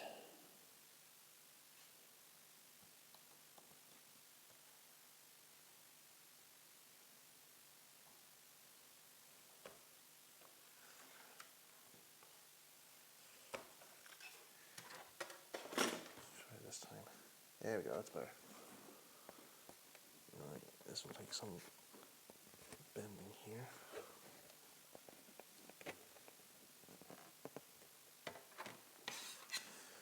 Just give it an extra help here with the scalpel.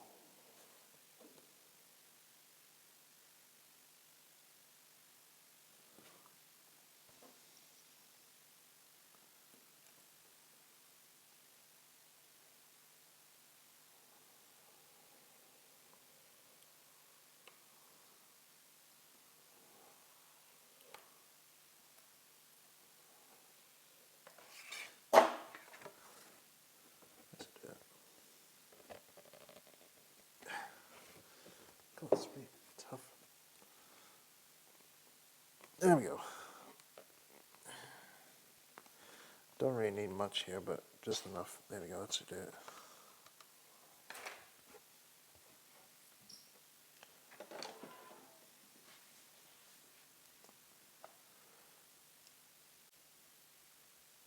So that's okay there. That's okay there. Right, that's good. So just need to get the right measurements. Scalpel, oh, you go there. Right in front of me. So.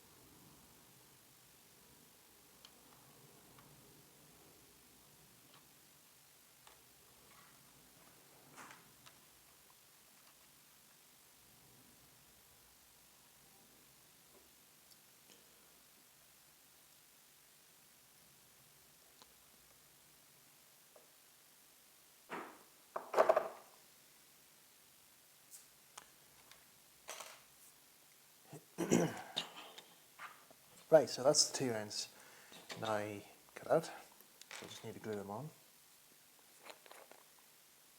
So I'll get my brush and poly cement again.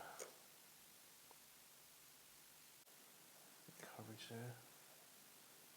That way I create a good bond between the two.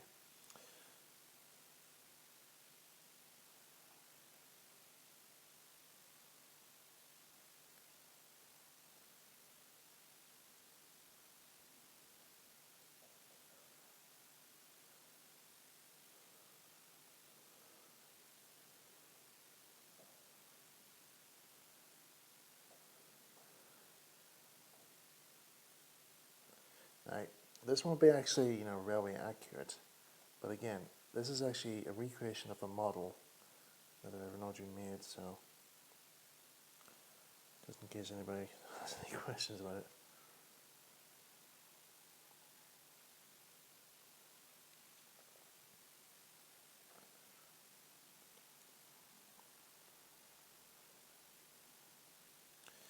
I can go over that with filler in a wee while. But just letting that sit in place for a bit. Oh, to the back here.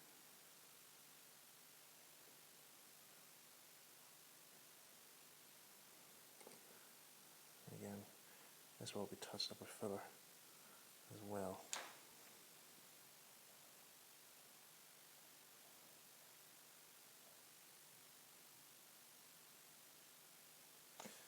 It's trimmed a little bit more.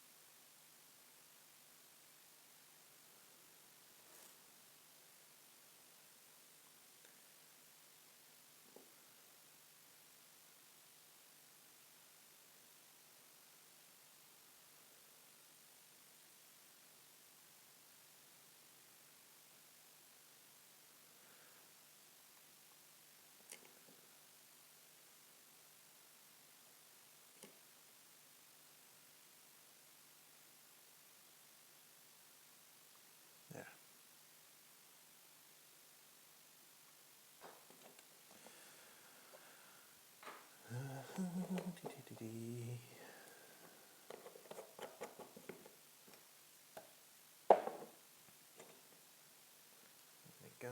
As I said, I'll be touching up the edges there just with some filler so that I'll be able to smooth everything out. So there we go. Over to you. See how it all looks. Coming together so far, yeah. So far so good. And also I need to just check, make sure it's all okay. If it's okay, back on the chassis.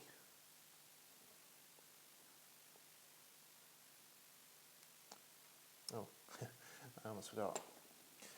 I will be needing these old Hornby couplers. Cut those off. Now, I don't need these because I'm using Spratt and Winkle couplings.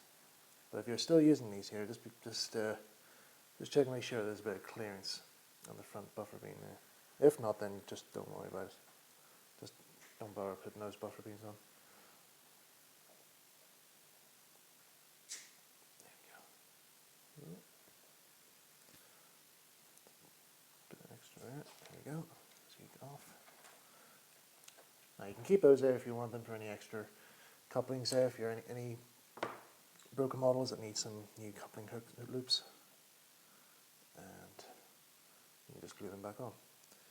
Right, let's see how you fit. And of course, that wee bit in the bunker still there, so that's just snapping okay. And there we go. Yeah, he's coming together. He's young Thomas. Coming together really well.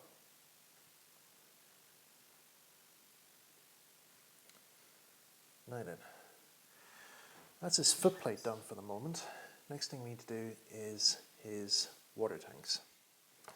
Now, Thomas's water tanks have a bit of an additional feature on this, which I'll talk more about in a wee minute. But first of all, let's see about making them up.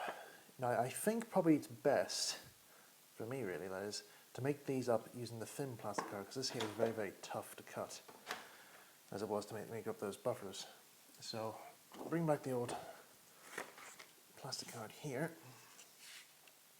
Now, how far down do these get to? I think about, let me see, I'm trying to get my pen, mark this.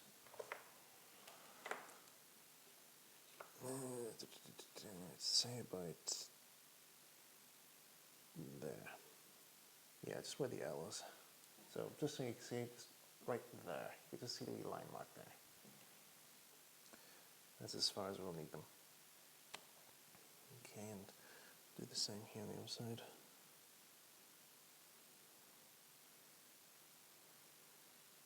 Here. Now then, let's see if those, oh, those are for the splashers, so I don't need those just yet. Now then, how big is that now? Just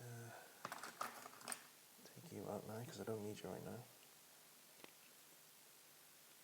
Careful, does it? Put you over there, hands right.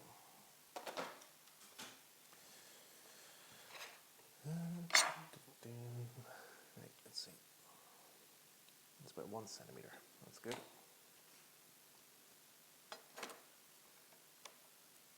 So mark it out. 1 centimeter. Thus.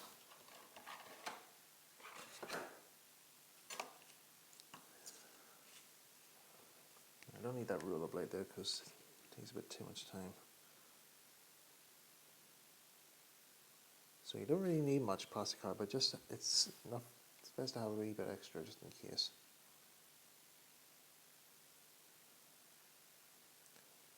So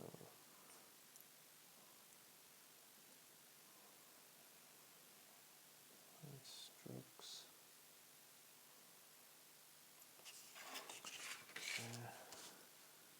And there.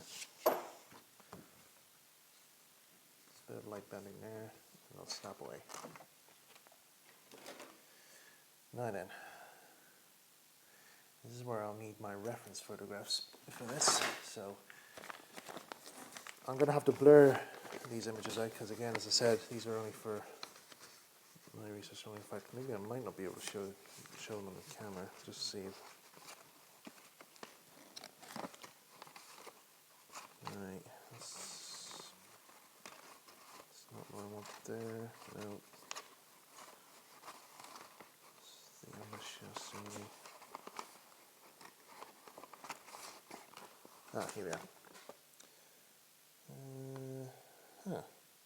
Right, okay.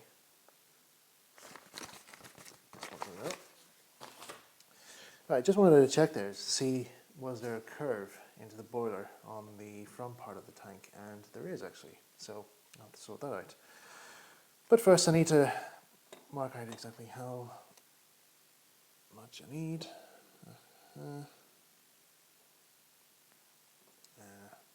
Should I use a pencil or a pen for this?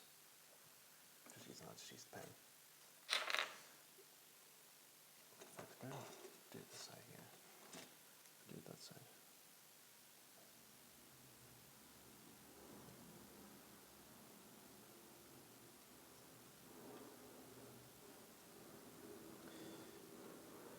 I must apologise for the amount of planes here because I do get on my nerves.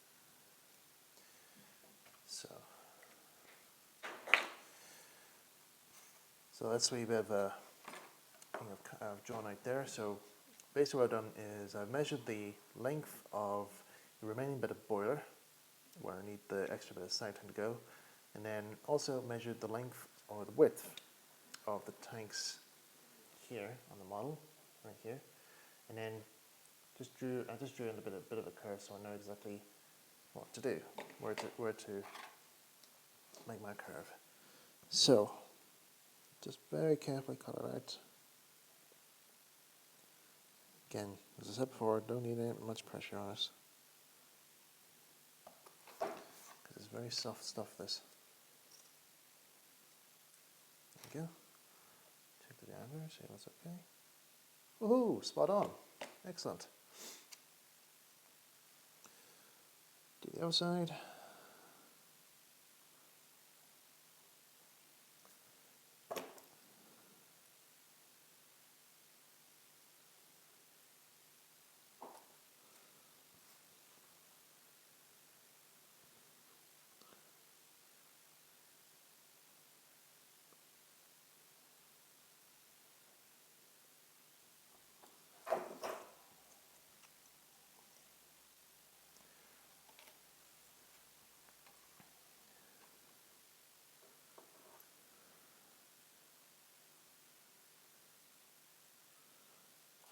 Just create a bit of a wee, slightly small nip there, just so I know where to bend this.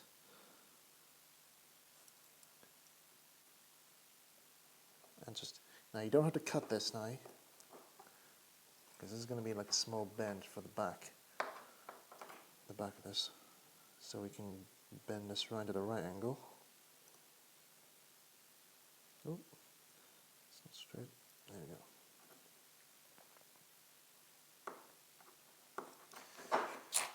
Right.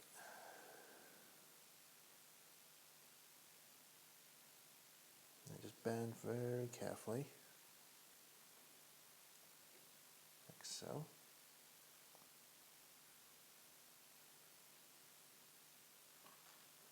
That's one.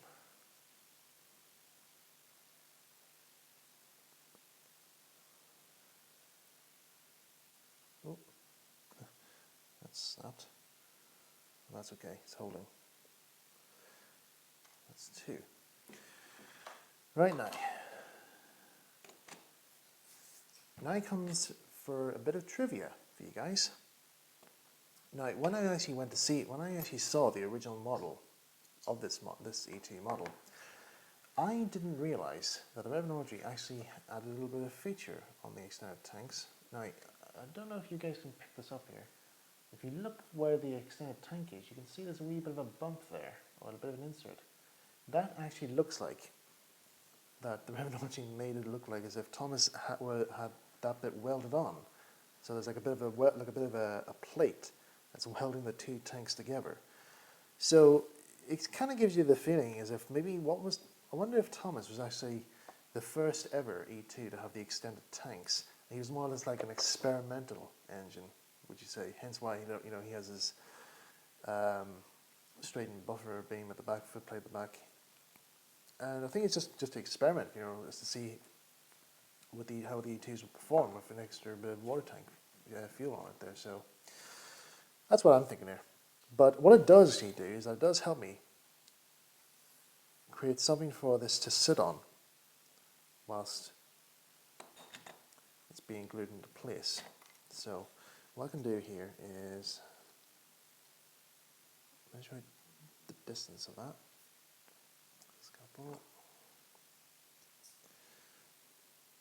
Measure the distance of that there. Cut that off there. And then split that into 2.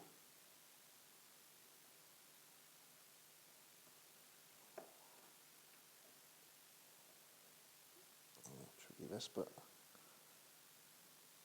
there we go. There's 2 small strips there. It's a bit cold here, so excuse me. Excuse the shivering.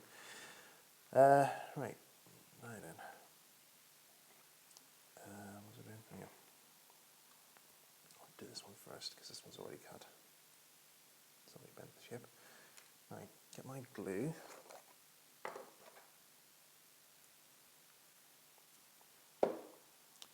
And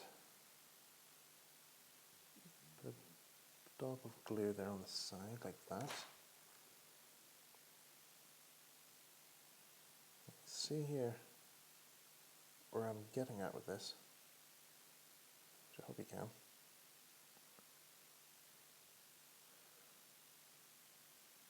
See, there's a bit extra there,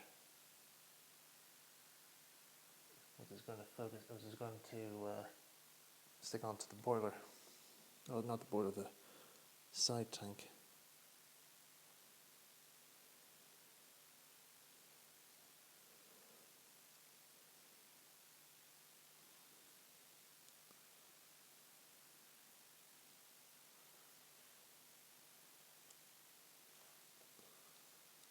I just noticed here that maybe I should actually cut that a wee bit more because that's a wee bit too thick there.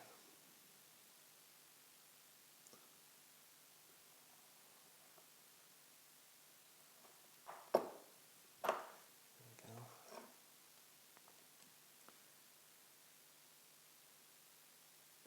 Right, what I should do now here is just before I stick that on, I'm going to take the boiler off and the cab off.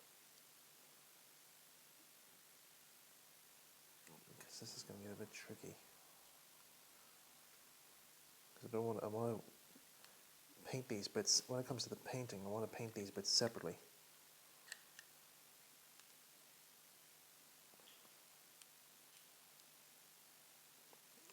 This can be a bit tricky at times. Dump them off. These extra parts into this container here. We'll see more what I have in there in a wee minute.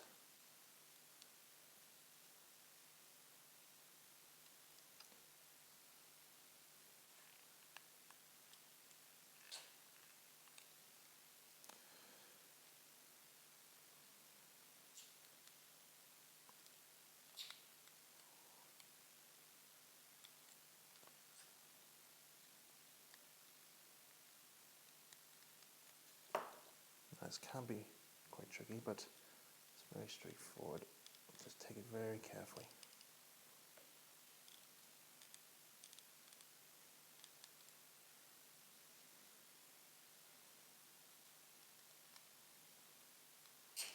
There we go, for fruit. And then for the border. That was the brake handle, so I'll have to get that fixed.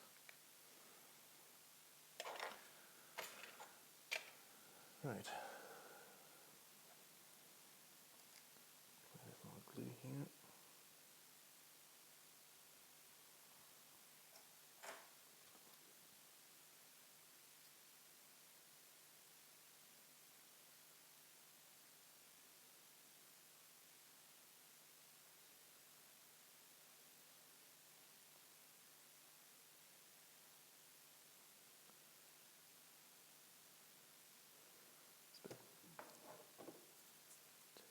There.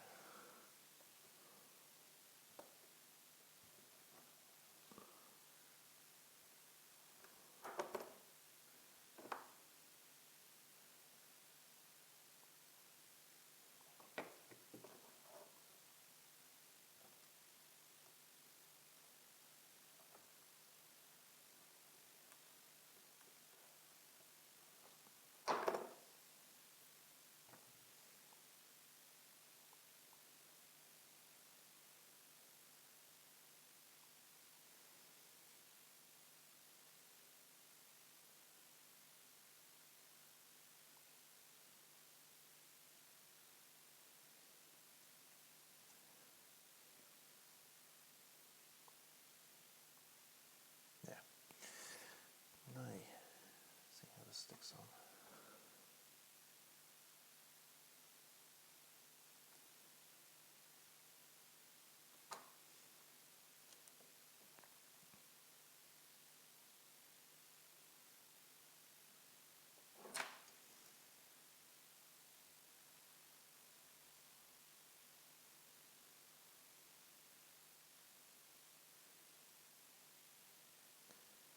There we go. Just need to straighten up a wee bit there, tie it up.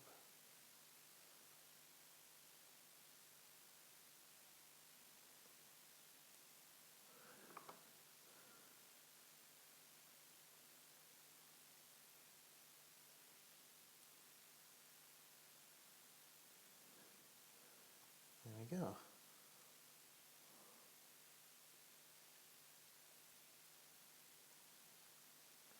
Just put a bit of extra liquid poly there just to seal it.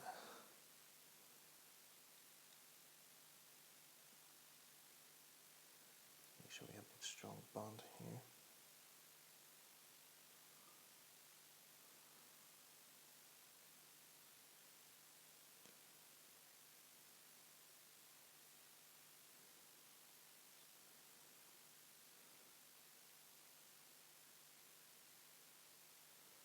There. That's the first of the extended side tanks. Now I just need to do the other one.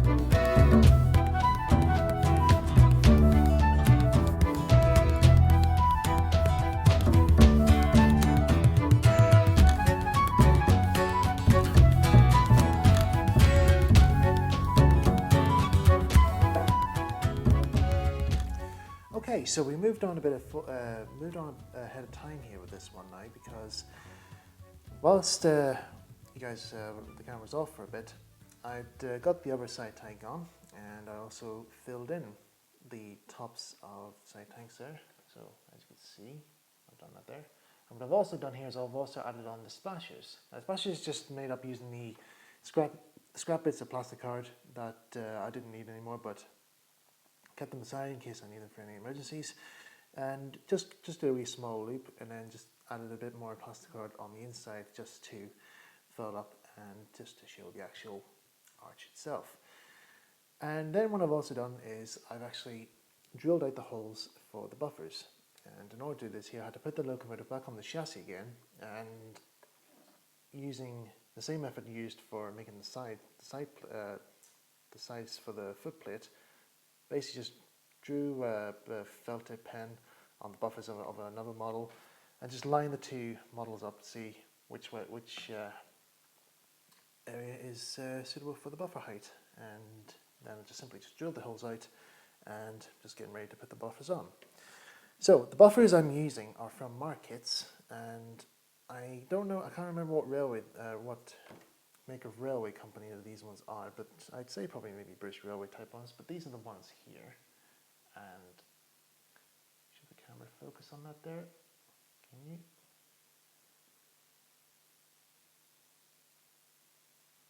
I'll just give a camera shot there for a second. Yeah, right. Focus for you guys. Well, anyway, it has a wee circular, all circles all the way around, which is the same here for this model on the original Thomas model. So drill out the holes, and just need to just push them into place really. So you can add a bit of extra glue if you want, but I don't think it's really needed in this case. So that's okay. That's okay for the front ones. Well, maybe I might need a bit of glue just to be safe. And then for the back.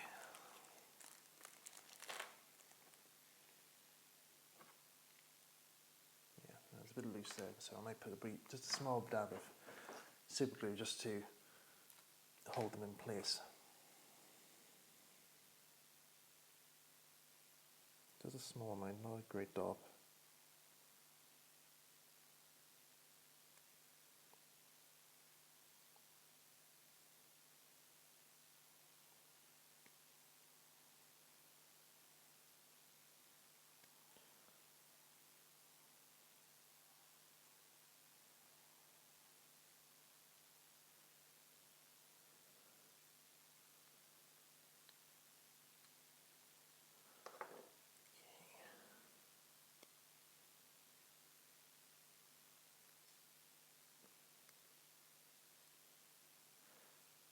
And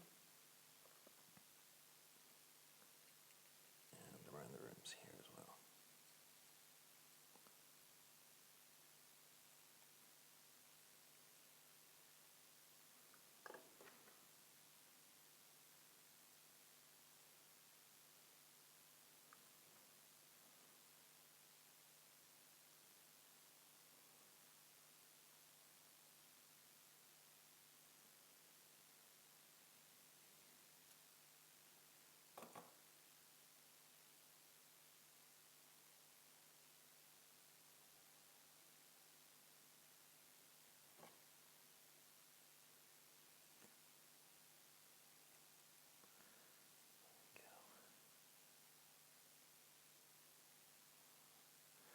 Right.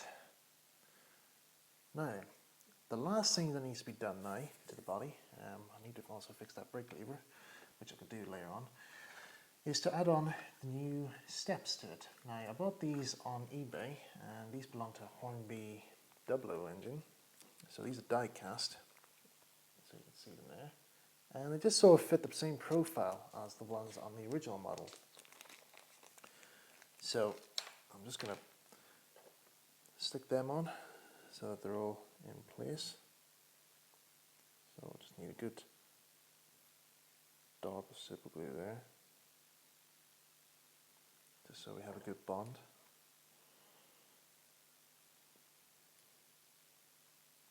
Or maybe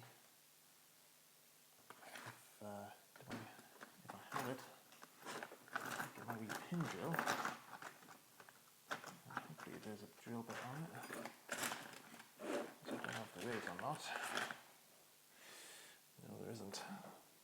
Let's see. I think I might have a drill bit in here somewhere. Yep, there it is. Do this quickly here whilst the glue's still wet. So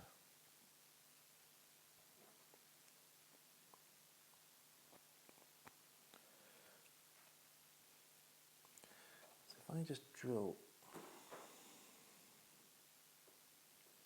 Oh, bugger. Come on.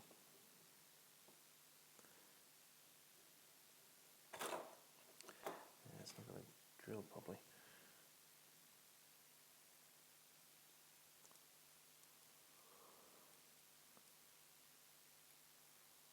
There we go.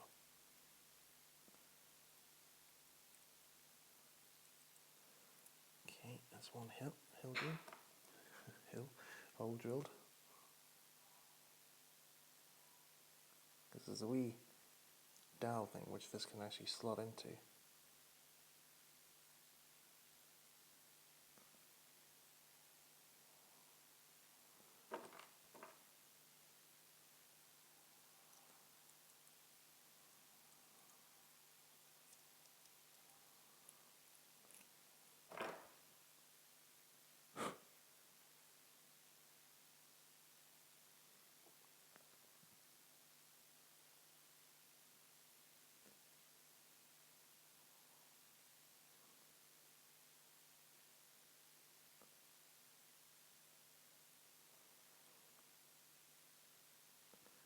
Go.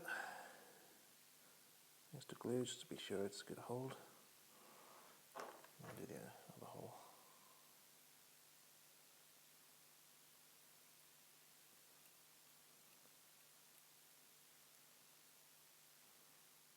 Okay, that's the steps now glued into place, and I'll just let the glue dry for the next half hour or so just to make sure that everything is stuck down into place. And once it's dry, I'm going to go along the edge of the footplate with some model filler just to fill in some gaps that the plastic card hasn't been able to fill in, or the poly cement wasn't able to fill in there. So just to tidy everything up and just make everything look all nice and tidy, and that should be okay. Now I'm not going to put the cab and the boiler back, the other part of the boiler back on, because I want to paint these separately when it comes to the actual painting stages of this model. So it just makes things a bit easier for when I'm doing the gold lining around the cab edge. So just make things a wee bit easier. But for now, that's the body now done. So all that's left to do now is just to wait for the glue to dry, and then I'll just have to do the essentials that I mentioned, and we can start painting.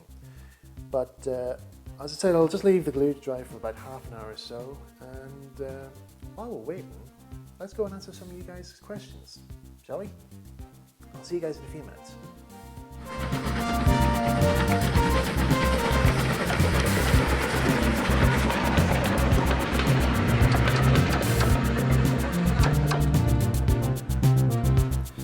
Okay guys, so this is the part of the video where I'm going to be answering your questions, and I'd like first of all to say thank you very much to everyone who sent through a question in the video trailer for this video, and now's our chance to answer them for you.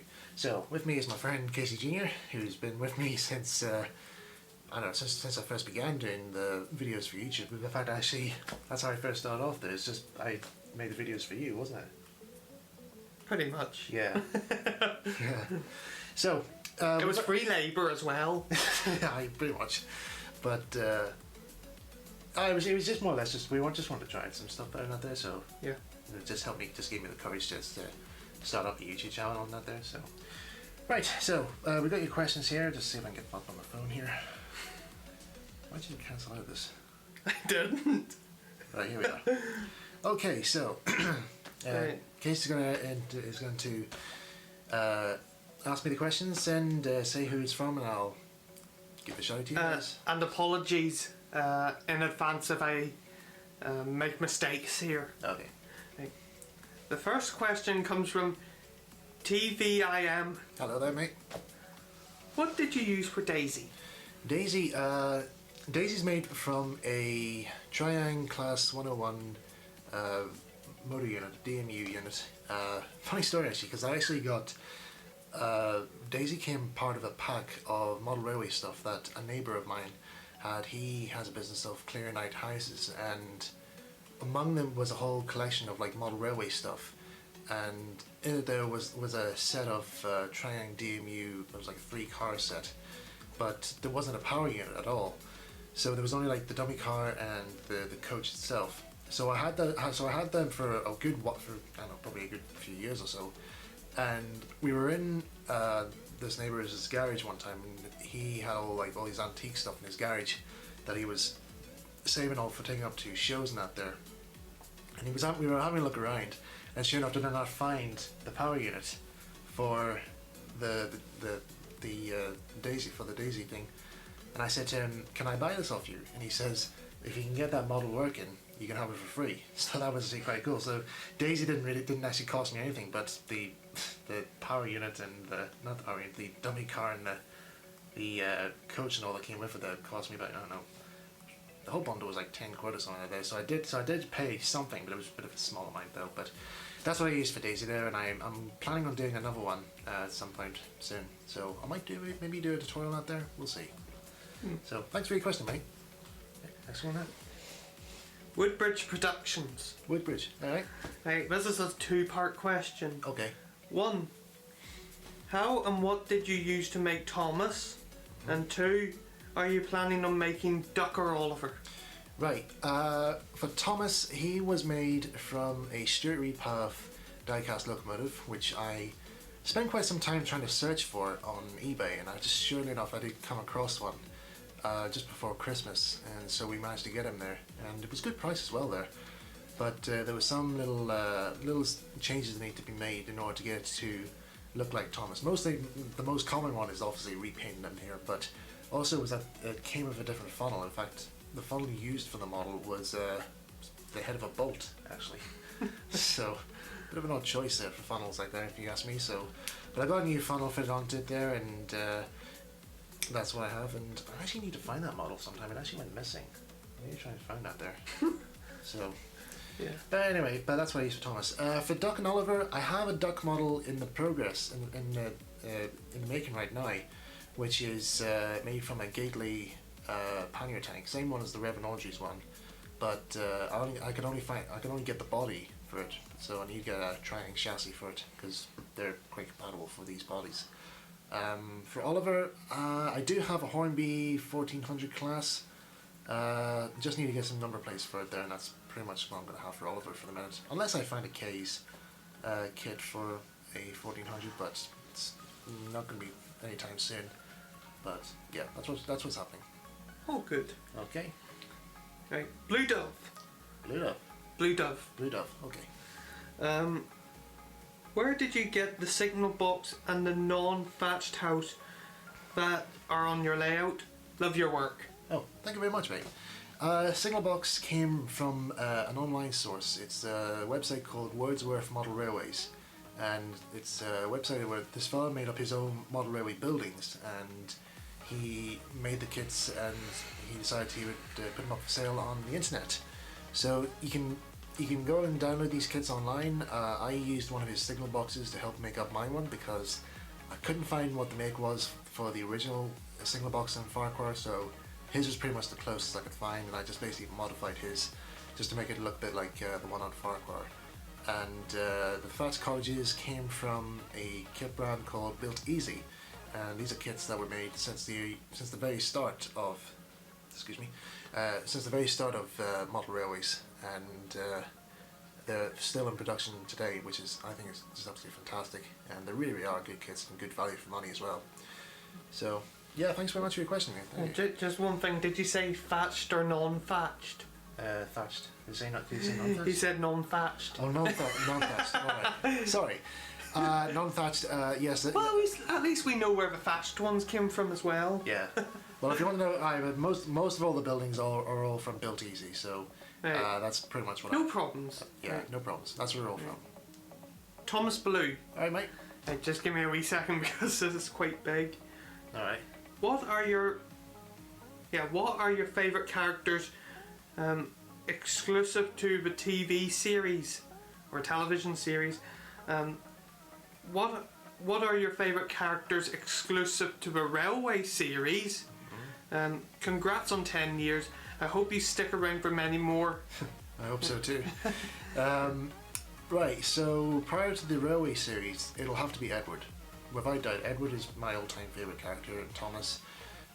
Mainly because I really liked his design for a locomotive, and he was pretty much one of the earliest engines I actually remembered mostly in Thomas, because I had a very small collection of the Railway series books, but I did actually have the 3 railway engines mostly in my collection. So I particularly found Edward's Day Out and Edward and Gordon and Henry, Sad Story of Henry.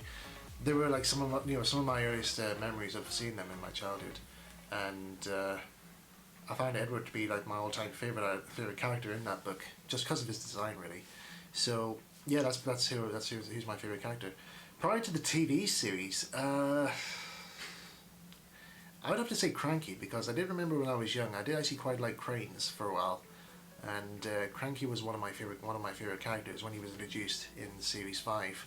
So yeah, I'd say Cranky perhaps. So yeah, thanks very much for your question, mate.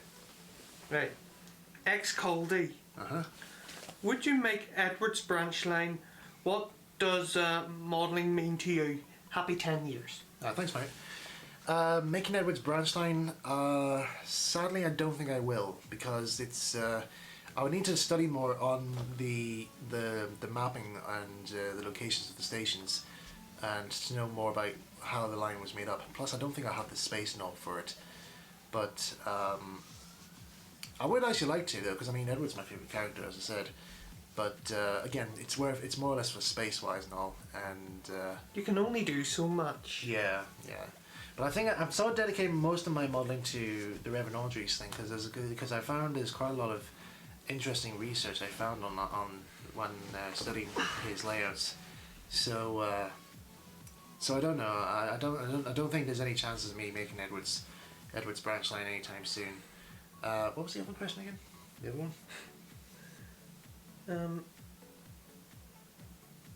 Making Edward's branch line. What does modelling mean to you? Oh yeah, modelling means to me. Yes, modelling for me is I see it more as like a good pastime hobby, but mostly it's I see it more as a bit of a therapy to relieve stress, because I actually sometimes go through quite a bit of stress every now and again with certain things. Sometimes with everyday life, private stuff not there that sometimes causes a bit of stress.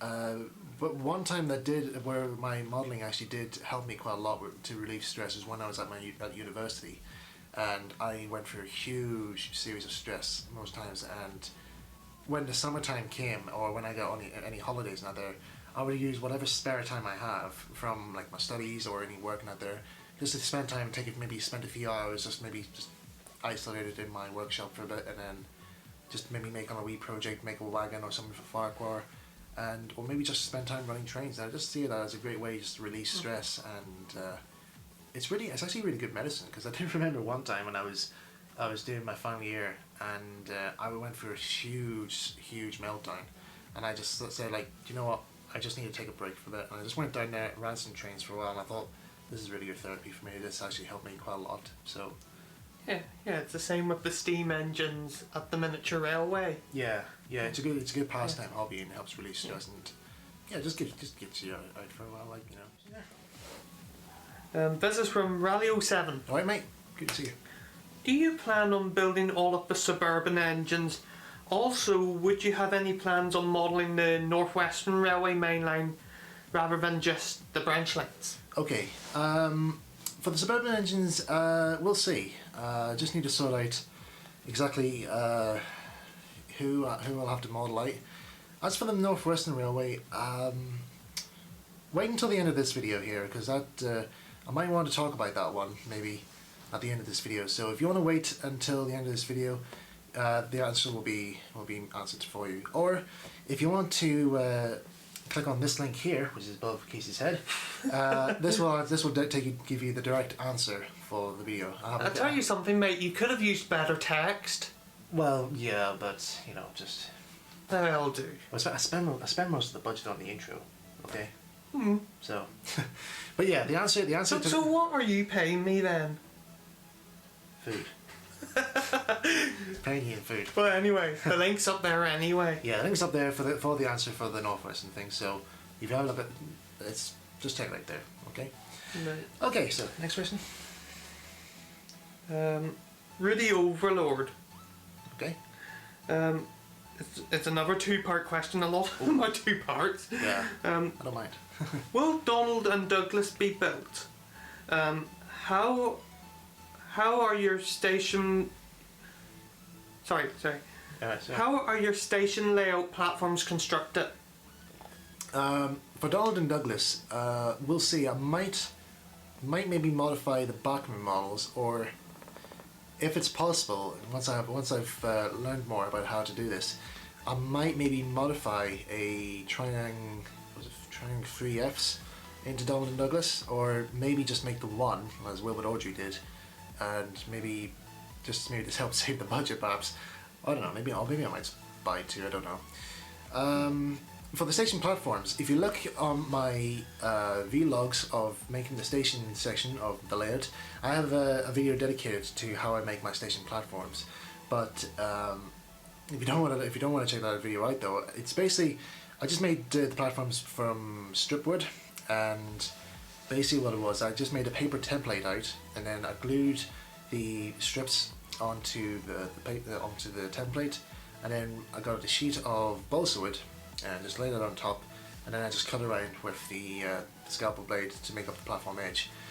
You also need to trim the strip wood in order to make up your ramps as well, and so just slice halfway of the balsa wood there, so you're able to create a good smooth ramp for your platform.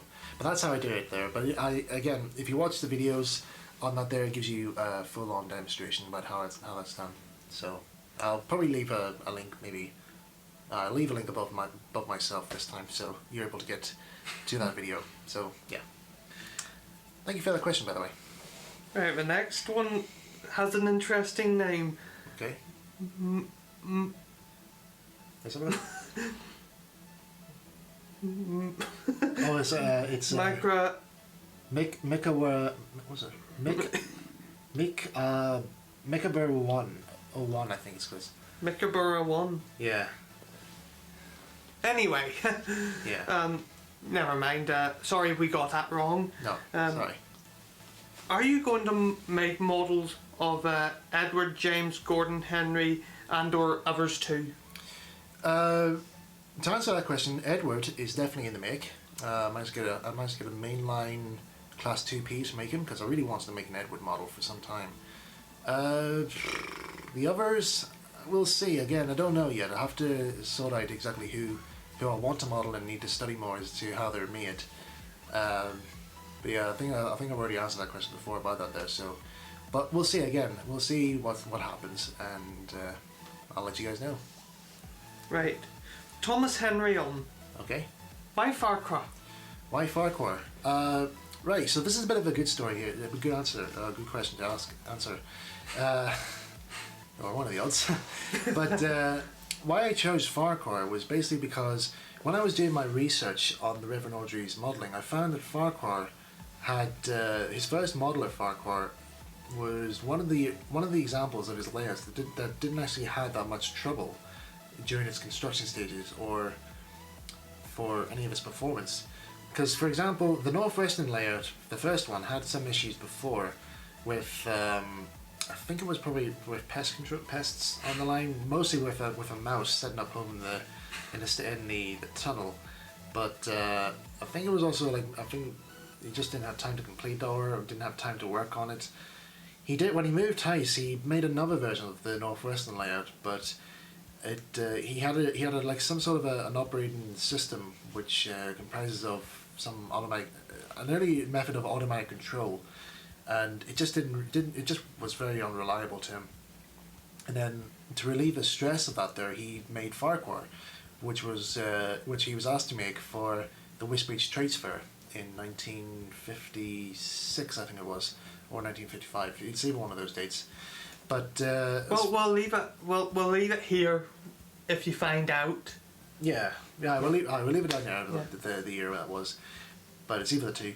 But when I looked it up on that there, he had no trouble at all modelling Farquhar at all. There was very little info about problems on the line. The only slight problem that he did say about that there was basically the weight that the layout had, and he had some trouble trying to get people to help him transport the shows. But other than that, there was no troubles with it whatsoever. And he said that Farquhar was a reliable layout. And when he was making Farquhar Mark II, he said he was very disappointed to see his first version being dismantled. So that's what I thought. I thought Farquhar Mark I was too good of a layout to see go by, and I thought maybe it's best that people should see it again, and that's why I said about making the layout for the last 10 years, coming to the final conclusion of making the proper replica that I set out to do back in 2007. And it's been a long journey, but we got there in the end. So, but yeah, that's why I chose Farquhar, and I still find it the latest one is probably my favourite out of the lot I've modelled so far. So, thank you for that question, by the way. Right. Pugsy Productions. Ooh, nice name. Right. Have you any plans on modelling in 009? If so, do tell.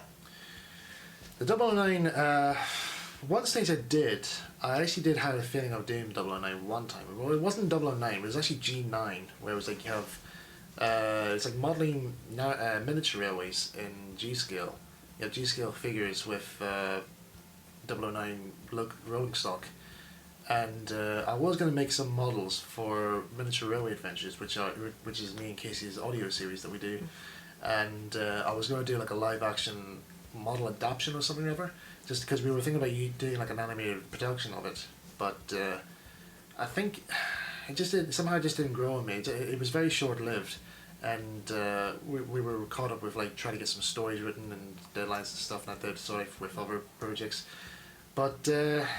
I don't think that the 009 bug hasn't actually bitten yet, but I don't think it'll bite anytime soon. So yeah, I don't think it will. So sorry about that. But It may just remain as a narrative for now. yeah, so there's no interest in narrow gauge modelling at the moment. So sorry about that. But thanks anyway for asking. But this fella actually asked another question. All right. P.S. How's progress on the Garden Railway? Right. Well, it says Garden 9, but... Yeah. Well, there's a bit of a sad story about that there, because it's mixed answer on mixed good and bad. But first of all, the bad news on the Garden Railway, I had to take the line up because of this was due to problems with the electrics getting to the tracks. We've had a few issues with getting power onto the tracks, and it has caused a few short outs every now and again with the trains.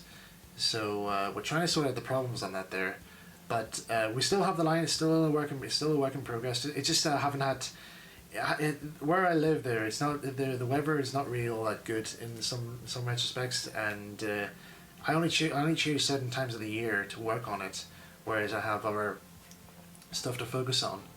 But if we can't get this problem sorted out with the track, getting the power to the track, we might just maybe stick with running the line using battery engines and live steam, because I find those two to be quite fun to work with. The latter I favour. Yeah, yeah. But yeah, it's still around, and it's still a work in progress. But there isn't really much I can actually provide for updates on it there. But it's still around. It's just a work in progress, really. So thanks again, anyway, for your question there. Right, Lego Master. Lego Master. Ooh. Right. Number 2 part. Oh, cool. How long have you been into model trains? And what is your favourite Thomas and Friends character, including the CGI era? CGI era? Oof.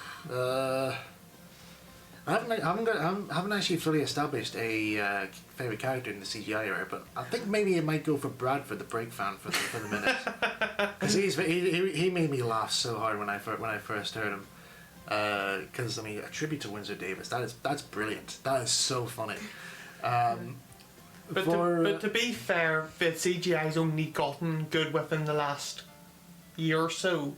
Yeah, because I mean, from series 17 to the current stage there, I literally kept thinking to myself, am I watching the model series or is it the CGI? I mean, the quality is that good. and it fools me every now and again. Like, but I really quite like that. But nothing will beat the models. No, it's just got the style. But for favourite of the characters, as I said before, Edward is still my favourite character all around. And what was the How long have you been into model trains? Model trains? Since I first saw Thomas for the first time at the age of I think it was 2.5. I knew Thomas was a model train from the very beginning, but I really wanted it when I was young to have a train set like the TV series, and I didn't build a model railway. My first model railway wasn't built until 2002, which wasn't the best, if I may point out. It's because I originally set out to try and make a Harry Potter themed layout, because there was a model rail article I found where somebody had made a section of the layout dedicated to Harry Potter, and I actually wanted to try and replicate something similar to that on my layout, but it didn't turn out all that well actually, and I started like trying out different things on the layout. So my layout ended up being like a test layout for a while, until I took a 5-year period away from railway modelling for a while, and then when 2007 came, I started building Ffarquhar. And that's where it all started off, and I'm still building railways today. In fact, I'm actually helping somebody making a Thomas layout at this stage now, but more or less just provide helpful guidance and that there. But yeah, I don't see any way of giving up on the hobby. It's absolutely fantastic. So thanks for that question, by the way. That's a really good one to ask. Right. Next is Tank Engine 97. Hey, nice one. Right. Hello, mate. What was the funniest part of making the layout? Oh man. Right. God, that's a really good one. Because when I remember actually having quite a few stressful times making the layout, trying to get some stuff to work on that there. But I think the best answer I can give is, for funniest things that happened on the layout was, whilst I'm making the layouts using Reverend Audrey's original instructions, I'm actually experiencing the same mistakes that he made during this time making the layout. Such as, there was one time because I mentioned the Northwestern Railway had pests online with a mouse. And, yeah. Bit of a forced laugh out there. But there was a time I remember when I came into the railway room one time to run my first Ffarquhar layout, because I hadn't run it for some time. So I sent Percy around to do some shunting in the yards, and he only pushed a cattle truck onto the line where the cattle dog is, and I didn't notice that on the fence, on the little model fence that I had there was a spider train spotting. I never thought a spider would train spot, but it did. Yeah, apparently this spider was very into train spotting, and I did find his web one day on the layout, and I thought to myself, there's a spider on this layout, and I'm not really, to be honest, I'm not a big fan of spiders, and I was looking everywhere, I could not find him at all, he was nowhere to be seen, and all this time this little bugger was actually sitting on the fence train spotting, and I could not see him. He disguised himself so well as a train spotter, but I did not see him. He had the hat and glasses and all that. I know, and the little notebook and well, and he taking off the engines and that there, he saw it go by. Yeah, which is easy because they're only one number. I know, hi. So anyway, so Percy is going on this sighting here, and the spider is sitting there on the fence, and sure enough, Percy bumps into him. I don't know how, he just somehow gives him a bit of a whack with the buffer beam or something or other. So anyway, next time I see him, he's running across the model road. Across the road over to the sort of workman cottages I had. And he goes over, he starts banging on, using his front legs, starts banging on the window, saying as if he was going to say, let me in, there's a madman driving a train. But of course the man inside wouldn't let him in. Yeah, of course, because there was nobody in. So he's banging on the door, and the next thing he goes around the back garden, which, because I actually did remember model gardens in the layout, and I was like, I'm not letting you in. You can't live in my layout. So I literally picked up the building to try and find him so I can scoop him out and get him off the layout. And he vanished. He was nowhere to be seen. I thought to myself, he's moved into the house. so he's probably, I think he's still there to this day. I do not know, but he's probably dead now. Well, I suppose. I mean, but at least he chose a good place to live now. I mean, Well, houses generally are. Yeah, especially But yeah, at least that spider has a good accommodation and it's a good view of the railway. So yeah, but I'd say that's probably like some of the funniest events I actually remember experiencing when doing my modelling. So okay, so last question is that? Yep. Okay. Richard Hunslet, 1963. Ooh, good news. Two-part question. Cool. What are your thoughts on the new CGI characters from Hero, Victor and Kevin to the international engines? And what piece of Thomas merchandise is your favourite and why? Okay, so to answer the first question there, with the new introduction of the CGI characters, when Thomas moved to CGI, I don't mind the introduction of new characters to the series because it gives Thomas the chance to hear more about the outside world beyond Sodor and to learn about how other railways would operate in different countries. Though it's sometimes explained in some of the characters do explain some of this here, but not that often. But it's also interesting to see what different locomotives look like from different parts of the world, and Thomas to make new friends and that there. But the only thing I'm concerned on is when a character is being introduced into Thomas and friends, is that we don't want them to. I wouldn't like to see them being used for maybe one or maybe if they're lucky 2 episodes, and then they're just saying like, right, okay, that's your time done on the show. Here's your paycheck. Off you go. And then we never see them again. One example I would give is, well, maybe 2 examples, is Billy and Hank. Billy is only appeared in 1 episode, I believe, and same for Hank as well. And I keep thinking to myself, when they were introduced to it, they had all this money being made to like 1 character, and then they only appear for 1 episode, and they don't appear again. So I think like, was it really worth it to bring them in? Just for the sake of just showing, have this look out there, just for the sake of selling a merchandise, just saying that, just to have them on screen. I don't know. I don't really quite agree on it there, but so if they were brought back in for a reason, like say if Hank had to come over back to Sodor again for maybe certain reasons, or maybe if he was part of the Great Railway show in the Great Race, then that would have been understandable. That'd be great to see him back again.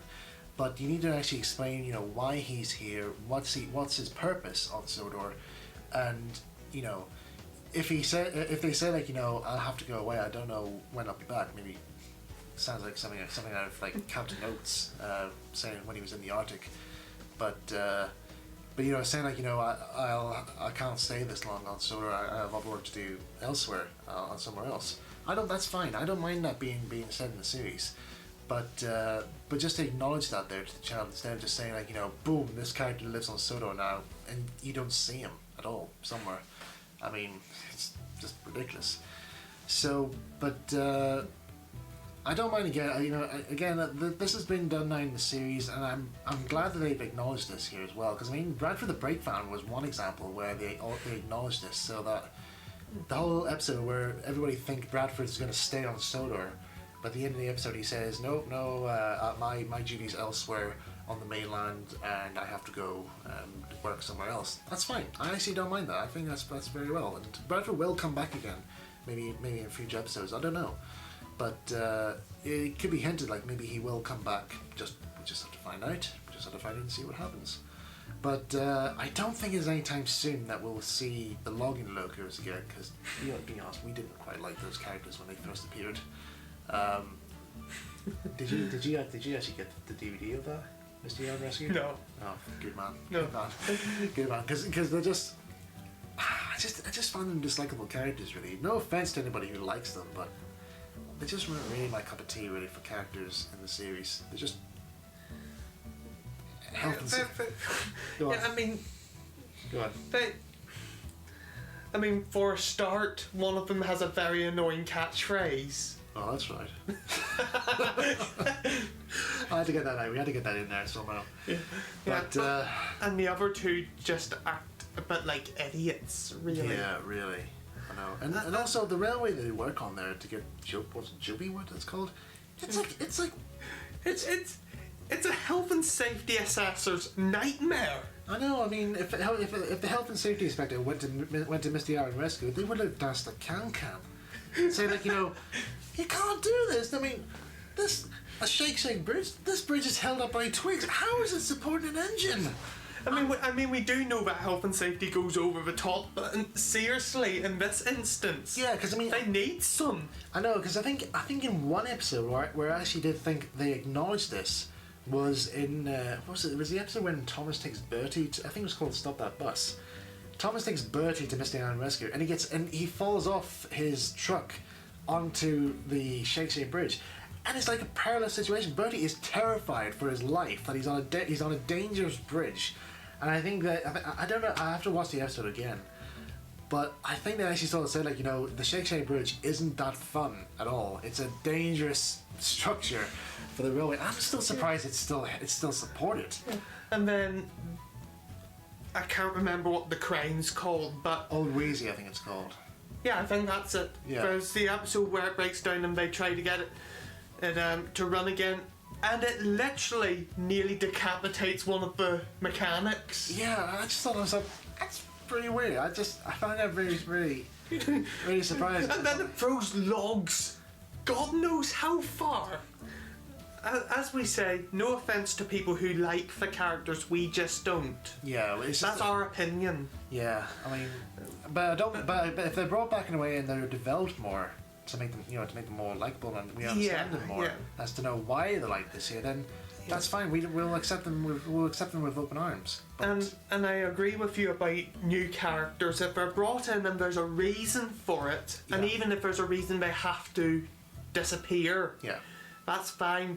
But for them to just basically appear 1 minute and then Yeah. gone forever the next minute, you know, that's just for the sake of selling toys, I think, really. yeah. Because I mean, in series 5, when they brought in like Bruce the Breakdown Vehicle, he was only mentioned like his name once, and then they just used him as a prop set, as a set dressing. But then they brought him into the CGI series, and they actually made he has purpose now. So I thought that was very good. I liked that there, and it was good not there. So. And yeah, that's pretty much our views on the CGI characters there. The second question, what was my favourite merchandise to collect? My first ever was the Ertl series, and I started collecting the series since the first came out actually. Let me see, I was born in 92, probably I think it was 94 when I first started collecting the Ertls, and I stopped collecting them when Series 7 came out, because I did collect, I think the last models I collected was Salty and Harvey, and then I think I pretty much stopped it from there. But you had a huge collection. You actually still. Oh, I've still got a huge collection somewhere. You've got nearly all of them. I bet you have. I've got the majority. Yeah. Let's put it that way. You've even got the Slate Quarry set. But I actually really wanted to get that set. And then of course Ertl stopped making them, and Take Along came along. It was okay for its time, but then I never got into collecting them. It was alright though. I kind of like I did like the road vehicles for like Birdie and Bulgy. I quite like that there. They were quite good for a while. But my main favourite merchandise to collect was Hornby, the Hornby Thomases, because I just thought this is what I really like. They look a bit like, they look close to the TV series. Well, sort of in some ways. Personally, in my opinion, it looks very close to the TV series one. And they look more like, you know, they're model trains, and they operate more like the ones on the TV series. And I thought, this is where I'm going to take off from. And funny story actually, my first Hornby train set was a Clockwork Thomas set, and I remember I got it out of a I think it was a cash and carry place, like, you know, where shop businesses would go in and pick up, like, you know, the stock and all the stuff at the shops. We had one similar to like that there, and they were selling like all the Thomas stuff. So I got the Clockwork Thomas set, and I ran it on the table on a wee circle loop out there, and I had great fun. I was like 3 years old at the time, and I used to do this thing where I'd actually run, if I had like a battery engine, I would run it up from one end of the table, then I'd race to the other end and try and catch the loco before it goes over the edge of the table. You know, and I would either turn it around and send it back in the opposite direction and try and beat it before it gets to the other end.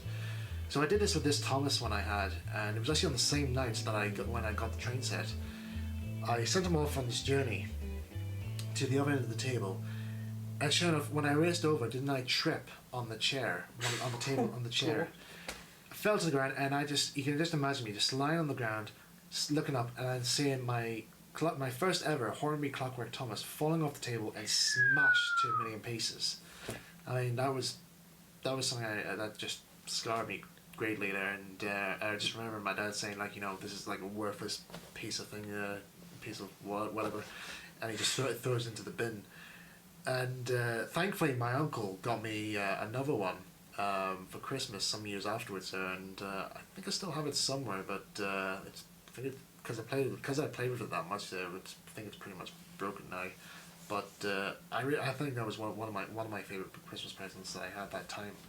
So, but yeah, nowadays I sort of like collect Hornby and stuff like that. But I'm starting to actually collect the Adventure series, because it does remind me a lot of the Earl, and I just quite like it. I actually think it's quite cool, and that's pretty much what I do at the minute. But right now I'm actually collecting maybe some old videos of Thomas that I actually wanted to get when I was young. Even though I do have most of the series on DVD, I think, get some of the VHS tapes that I actually wanted to get when I was young, just in case if there's anything worth seeing that I wouldn't have known of. But yeah. Well, quite often they have exclusive features. Yeah. Like some of the adverts that you never see anywhere else. Aye, because I mean, Screen Legends. I never saw the Screen Legends advert when I was young, and when I saw it on the internet, I thought to myself, "My God, this is actually an awesome advert." I mean, when was the first time you ever saw an advert for Thomas that actually shows the trains crashing at the very start? And I thought, like, that's awesome. That's so cool. That's so awesome. But yeah, that's pretty much what I'm collecting now. So nowadays I collect maybe sometimes Hornby, but sometimes maybe the VHSs that I would want to do for a collection, and sometimes the adventures if I want to. But yeah, that's some of the merchandising I collect now for Thomas. So that's pretty much all the questions there that we've got answered now, isn't it? Yeah. Yeah. I think so. I think there is one more. Is there? Check it out. Let's let me see. Isn't there one from Knuckles? Oh, it is. Aye, what's he up? Sparkshot. What is your favourite biscuit? He's got a problem with biscuits, hasn't he? Yeah, okay. Favourite biscuits? Jammy Dodger? Yeah, I suppose. I'll vouch for that. Okay. Good for dunking, anyway. So that's pretty much it. That's pretty much all your questions answered there. So thanks very much, guys, for sending your questions in. Thank you, Casey, for helping me out here. So right. I don't know about you, but I've got a model to finish off. So see you guys back at the workshops.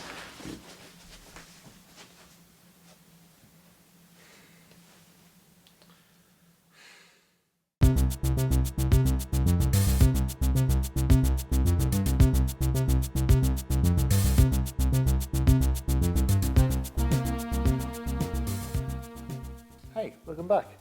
So, whilst you guys are away, I was busy giving the model a good coat and a primer, so we're all set to go on putting the paint on.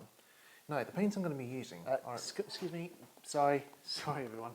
Sorry mate, listen, I've just come back from the editing suite here, and we're just looking over the Q&A video, and we've missed out one of the questions. Do you mind if I just quickly take this opportunity just to answer this question in person here? I won't be a few minutes. Right, okay. Right, let's go. Yeah, go ahead, answer it. I have to interrupt this video for a second because this is not like me, because usually I have everything all planned out and down to a T, but on this occasion, lots of stuff happening, and the fact is I missed out one of you guys' questions, and I'm really, really sorry deep down.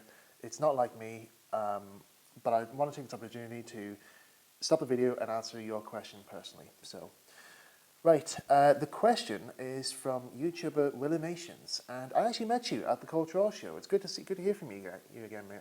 So yeah, I'll just take this opportunity to answer your question, because I think this one might be quite important. So you asked me if I could ask Wilbert Audrey one thing about modelling or storytelling or anything else, what would I ask and why? Well, deep down, there isn't really anything I actually would want to ask, the Reverend Audrey about storytelling or anything about Thomas and so forth. But mainly because it's already been documented in his biography, and he's already talked about it many times in interviews and so forth. But in terms of modelling, there are some things I do know mostly about his model railways, but there is one thing I would like to ask him, really, is what was his track plan for his second version of the Northwestern layout?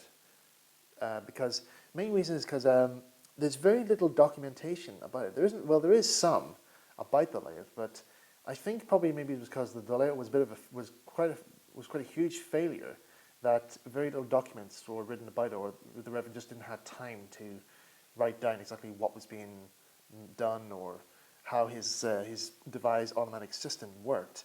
But I would like to know exactly what his track plan for that layout was, because if I was ever to see that track plan, I would be able to know exactly where he wanted his automatic control systems to be located, and maybe try and see if I can find out a way of fixing the mistakes that his layout has. Because I don't think it's really much to do with like track or anything like that. It's just basically because the automatic system just didn't work properly.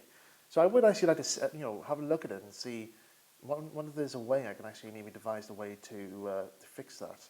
But as I said, there's very little documentations about there. The only thing I know more roughly about the layout's track plan is just from various photographs, but there's very, very little of them there. So it's a bit of a mystery altogether. So that's pretty much what I would like to ask him if I ever do meet him in person. And yeah, sorry, holding you up long enough here. So no, that's not a problem. back to the video. See you later, guys.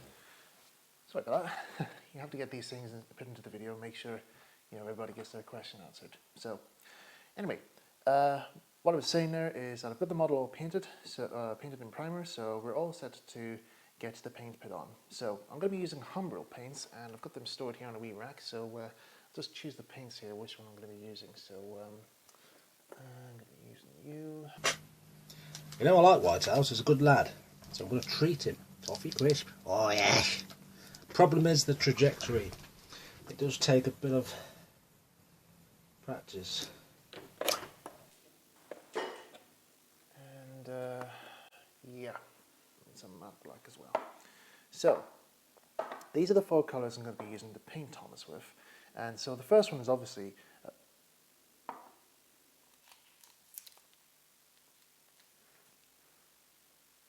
come from.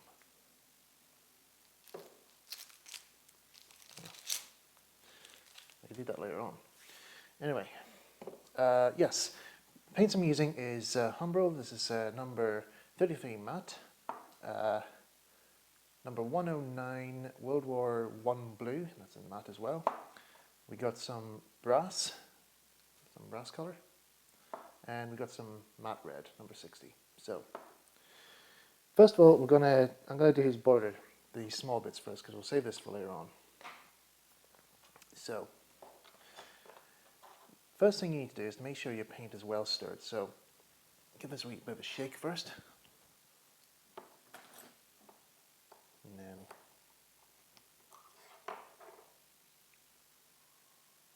up. And then using a cocktail skewer, just give the paint a bit of a stir until it's a nice, slightly thin the paint down a bit. It's a wee bit thick there now, so what I'll do is I'll put a wee blob here on the lid. This is how I sometimes do my painting. Wipe that off. Now, just need to thin this down. Now, at the moment I don't have any proper paint thinners, so let's get some brushes here. Get a nice suitable brush here. So I'll use these two.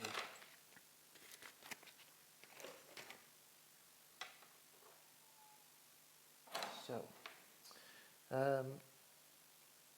yeah, just use this wee small one there. Now, as I said, I don't have any proper thinners there, so what I'm just using some paintbrush cleaner, because it's very much thins down paint, so I can come off the brushes. So I find this quite good for thinning down the paint. So just work it in. The paint should be a consistency of like cream or milk. That's okay.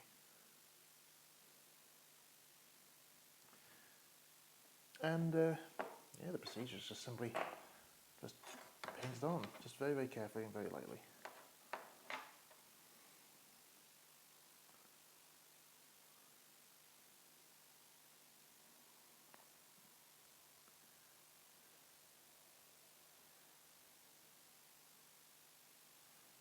So,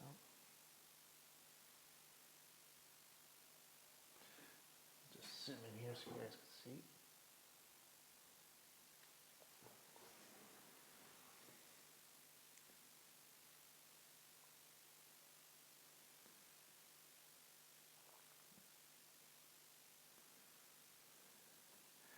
Now, I've given Thomas this colour because I want to have a proper colour that suits Thomas. That it gives him like that old vintage look that I'm after. Because I think when I was exhibiting Ffarquhar, my new one there at the Cultural Show, what it did very well was that it actually made people think that I was actually from an old storybook, like the old John T. Kelly illustrations, and that's the sort of feel I wanted to get with both the models and the layout. And so in order to capture that, I had to get the right paint for Thomas. I went for different colours of blue. Some were too dark, some were too light, and then I found this one, which I thought I'd give it a try, see what it's like. And I found that the results were really, really good. So, in fact, it's actually the right look I actually wanted Thomas to be.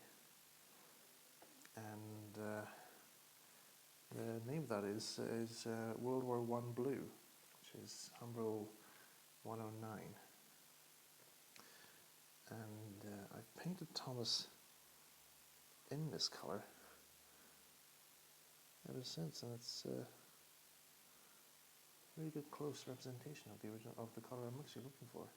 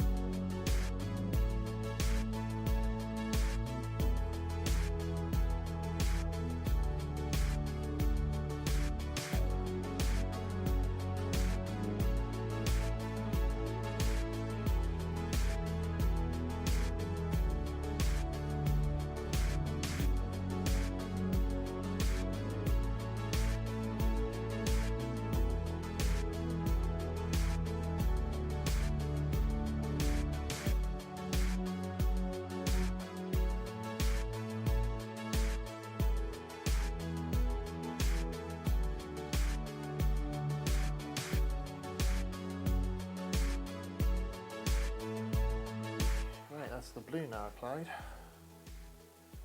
So it's Thomas's blue paint I applied. The camera there so you guys can see. All the way around. And then I've also got the border and cab also coated as well. Now we come on to do the black ones.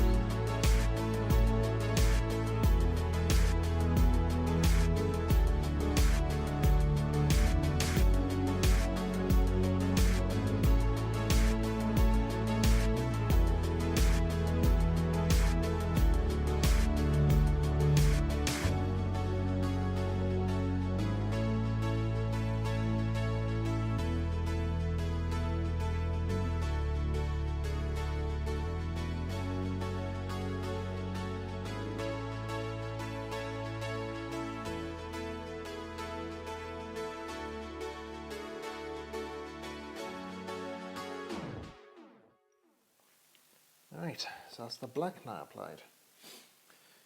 Right, I'll just let that dry for a wee sec, and we can put on the red. Clean the brush up for a bit.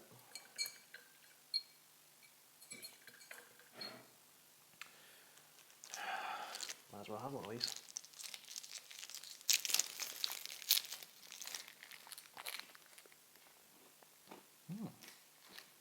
Very nice. Okay, so give that a while to set now, and now we apply the next coat paint, and that is the red. So this is scarlet. This is matte number 60.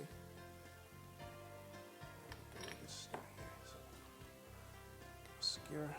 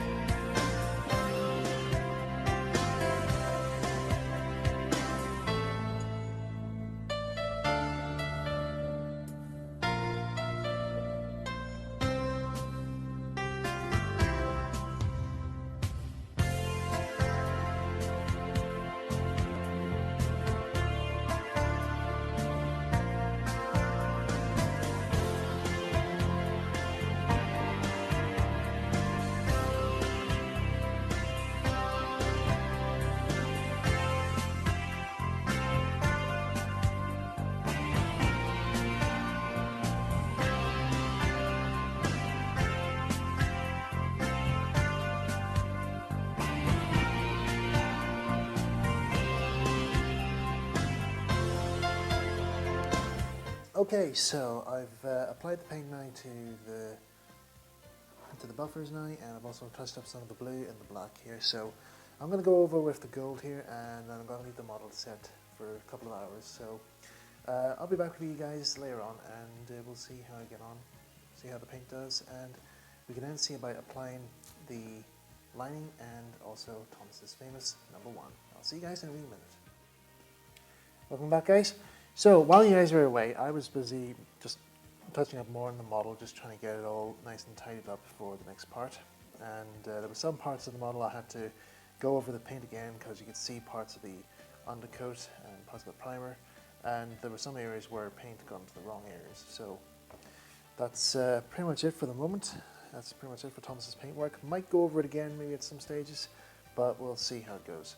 The only slight thing I had a bit of trouble with was the brass colour here for the top of the safety valves.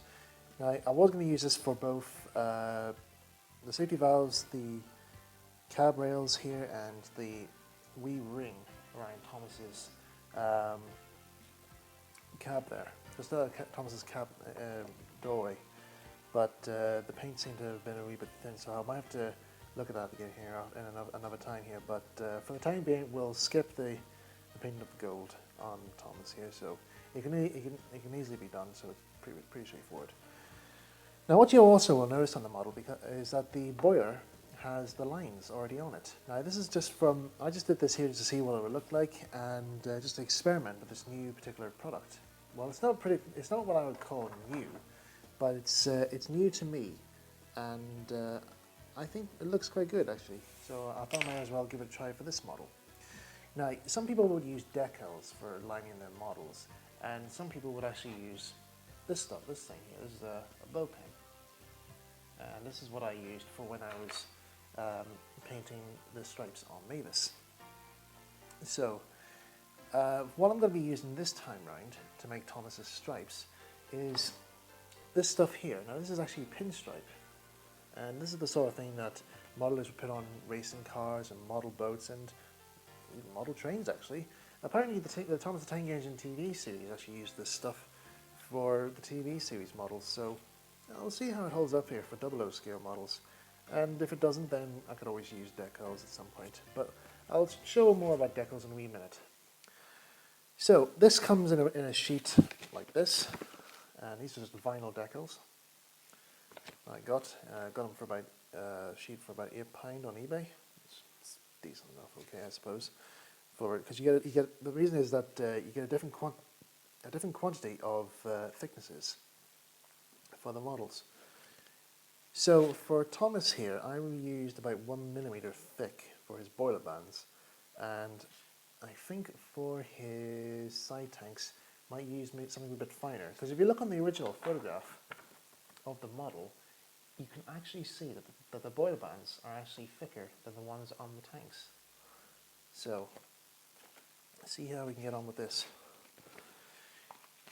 So the first thing I need to do is to take my tape, and I need to mark exactly how long I need to cut this. So where's my wee scalpel? Here we are. My wee hobby knife. And just mark you by there. So that's my mark made. I'll just put Thomas here on the tracks for the moment. I'll put his chassis back on, just by the way, because I've also painted the wheels as well. And I just wanted to see what he looks like with his chassis on. It looks quite good. Looks really good indeed. So, make a cut.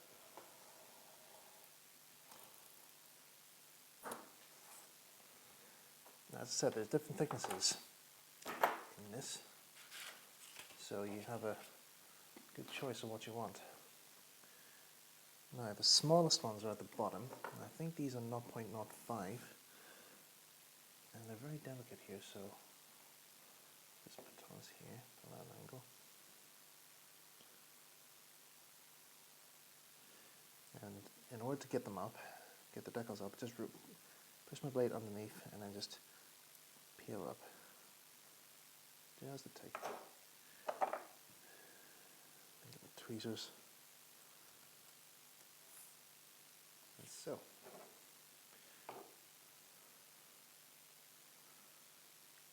Right, here we go. This is going to be quite tricky actually.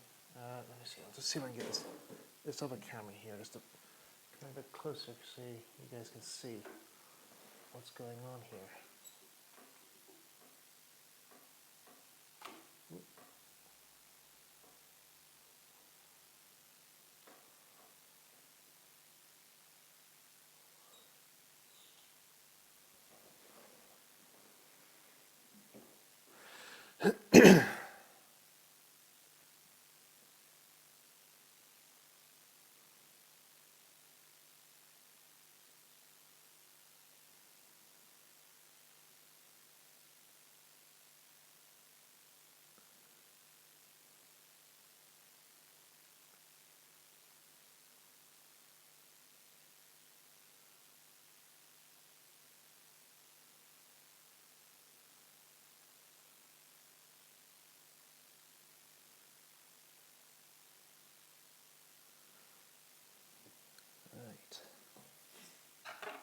First one. It's a wee bit too much here, so I can cut and trim it off a wee bit. So I just need to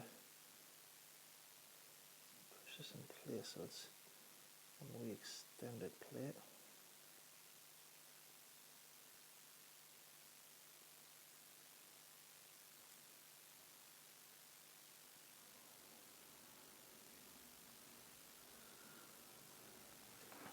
And it's curved down a bit. I think I went down a bit too far here. Let's just try reapplying this again.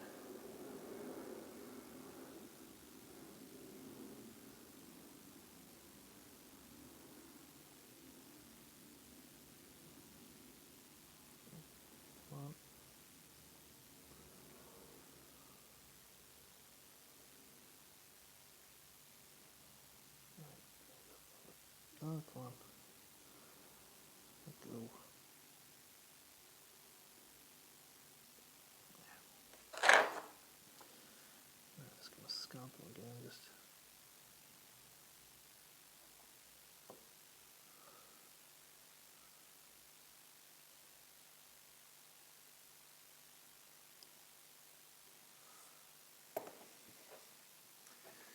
See, it takes a bit of time.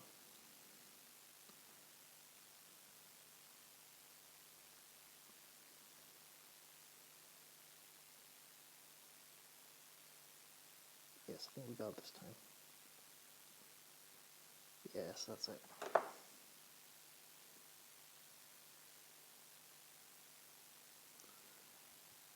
Oh, that's warped.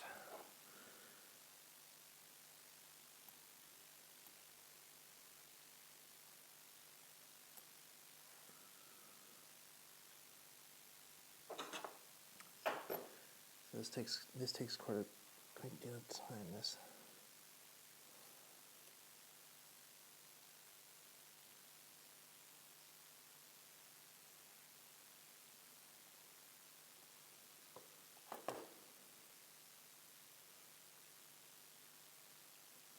There we go. That's it.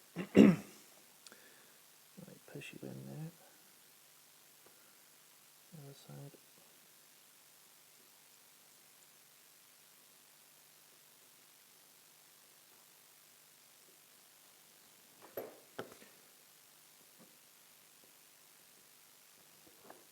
There.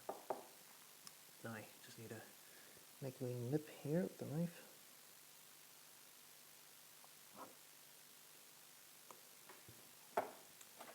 Just get my scalpel and just take off that, not my scalpel, my tweezers, and take off that little bit of paint strip that we don't need.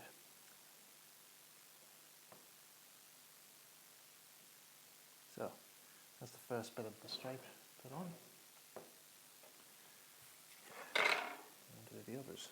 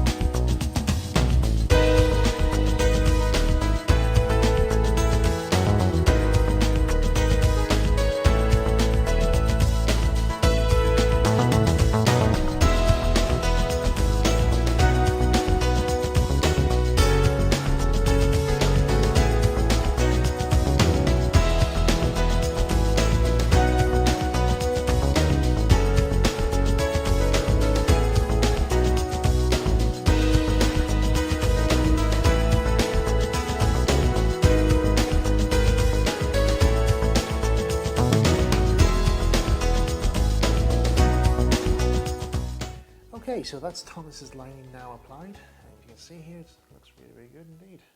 And the same here on this camera here. Right, now all that's left now to do is to apply Thomas's famous number 1, and then we can add on the last details, and that's the model completed. So the methodology for this model, Thomas, he's actually used, I think these are LMS. Or great, I think these are LMS. Yeah, LMS lettering. I don't know why, but must have been all that was available. I got these from eBay, and I think these might be a bit small for this model, but it doesn't really matter because the number 1 on that Thomas there looks small as well, so we'll have to make do. So, for those who don't know about how to apply decals, here's a simple method of how to do it. Right, just cut these ones out. Put this back in because I'll be needing these again soon for another model.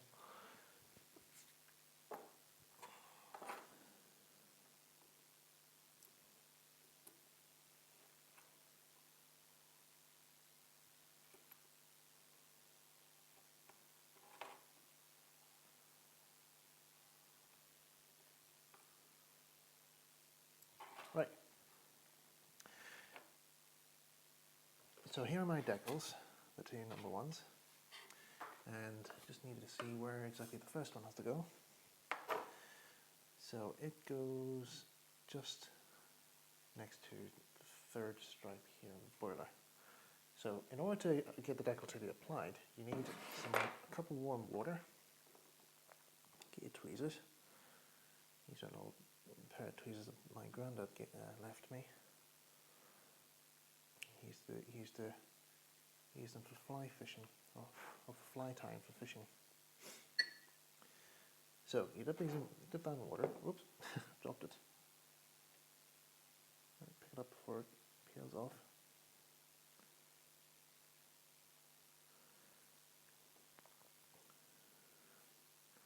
And then on the scalpel,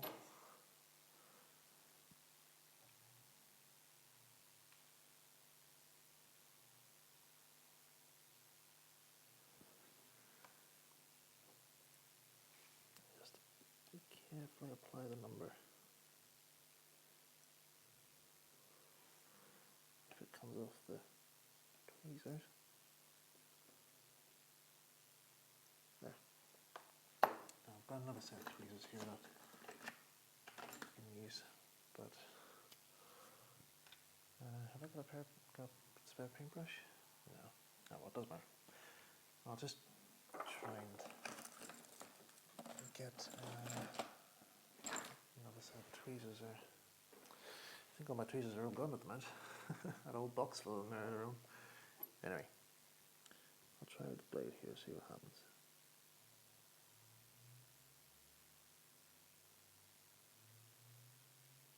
Oh, here we go, it's moving.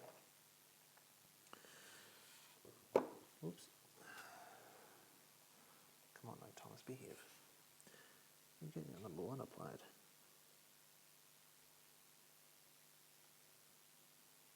Yep, it's off. Right, let's see.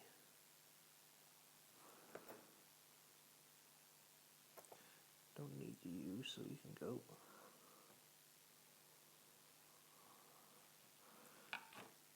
Now,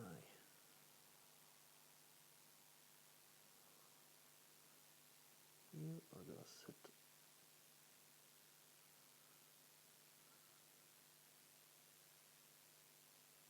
there. And to secure that in place, what you need is a blob of varnish, and I should have some. Have I?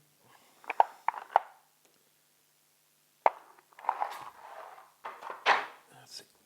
Now this is actually a small gloss varnish that I can do for the minute.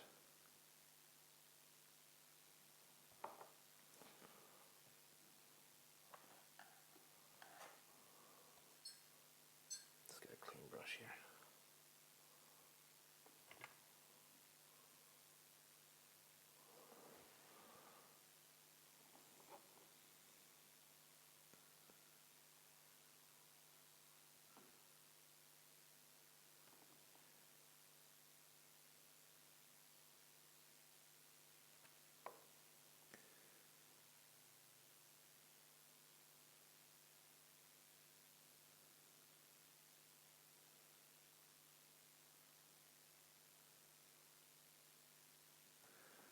So just apply that to the model and that'll hold it in place. And finally, on my model, the last thing we need to add is a loco crew. Now this is a pack you can get from Model Scenes, this pack here. It's about £4 for a set of 3 painted figures, but you can also get ones that are unpainted from Slater's. But I think just to help me save time, I just buy the painted ones. So I'm going to stick these guys in place. So we'll go with the driver first. So that's the fireman. So he can go. I'll put him on the left-hand side because I think it doesn't matter which side the drivers are on really. Just put a good blob there so he's well secured.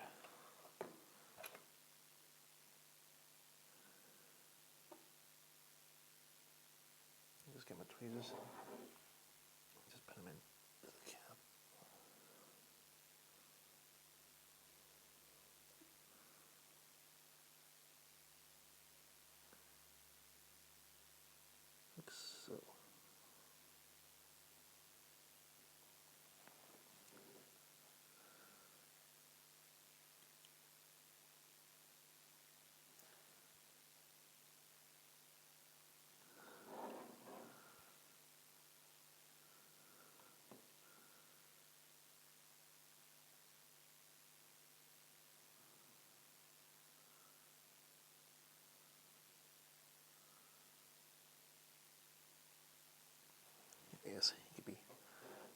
blowing the whistle. And then the fireman,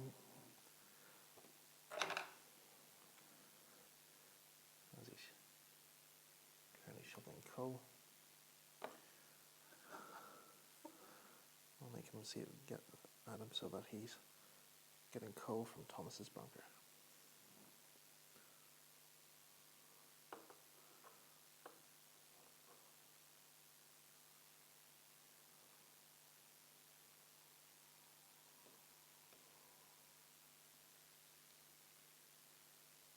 Just very, very careful.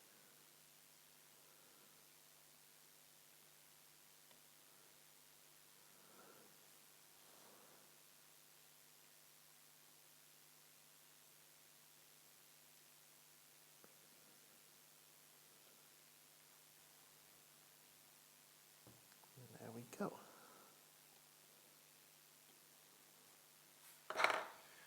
Now I won't glue the guard in there because he's in a position where he looks like he's ready to send the train off. As you can see, he's got his flag in hand and he's blowing his whistle. So might put him at the station and he's probably going to signal off a train. And talking of signalling off, I think it's time we test this model on the Ffarquhar Branch line. So there we are. A fully completed replica of the third model and also the last model of Thomas the Tank Engine made by the Reverend W. Audrey. Replicated by yours truly, WhitehouseFilms, to celebrate 10 years modelling the branch line. So the only thing that just needs to be added onto this model is just some wire bars, but I can leave that for another time because I'm in no rush at the minute. But one thing else you guys will need to do also before you run your models after you've painted them all up is to give them a coating of varnish just to make sure that none of the paint comes off or any of your lining comes off, as well as decals and so forth, and let it dry overnight and ensure your model is fully all run in and ready to test on your layout. I also forgot to explain that there's also a smoke box door on Thomas because the Reverend Audrey always likes to run his engines to make them look like the real engines and they don't have the faces. Now this smoke box came from another E2 that I own, but for this model it didn't come with one, so I actually bought a spare one on Shapeways. I just got it painted up there. Whoop. Got it all painted up. So it just needs some wire, and just need a bit of wire to make up the handrail and also to simulate the darts as well. But for the time being here, I'm going to use this one here, which my other E2 is just lent to this model, just to show it off. So, let's go and test it on the layout.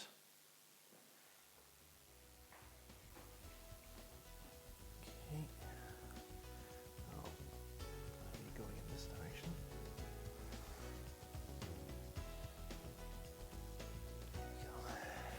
Right, let's go and put on the power.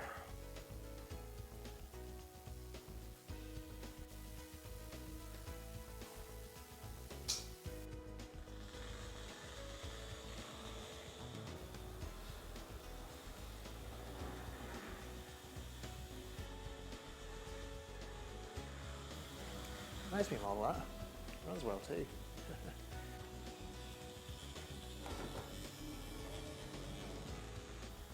Even though it does look like Thomas, and it is a replica of one of the Reverend Audrey's models, it just doesn't feel the same without the reef half on.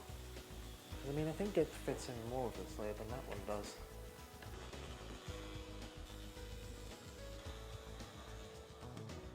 Oh well, hope it'll turn up soon. Anyway guys, that brings us to the very end of the video here. Hope you guys have enjoyed yourselves, and I certainly have as well. Just want to say a big thank you to all my viewers, subscribers, and all who have tuned in to watch my videos over these last 10 years. It's been an excellent journey here, replicating the Ffarquhar Branch line and learning new things, got to meet interesting people, and replicating the Reverend Audrey's models. So, who knows what the next 10 years will bring, eh? Anyway, I better close up now. See you soon guys, thanks for tuning into the video. Oh, don't remember this being here. Did you guys leave this? No?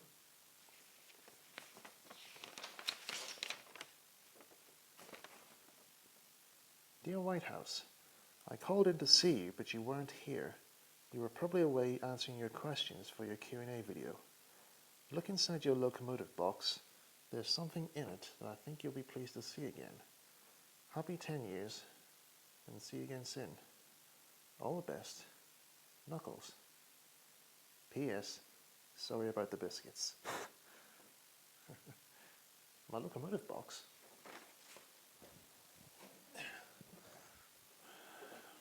What's he mean by that?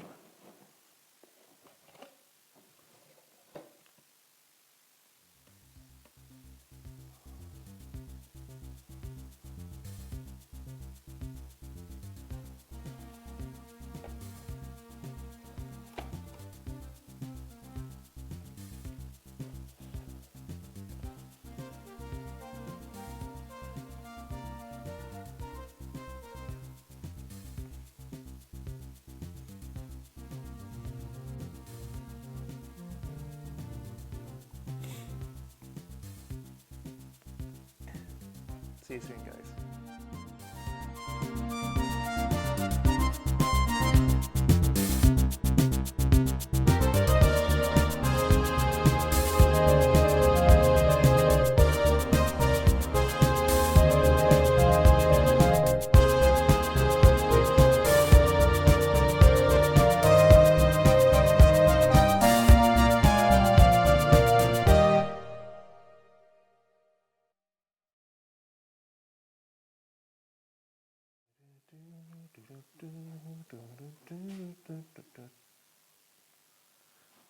Oh, hi everyone. You guys still here?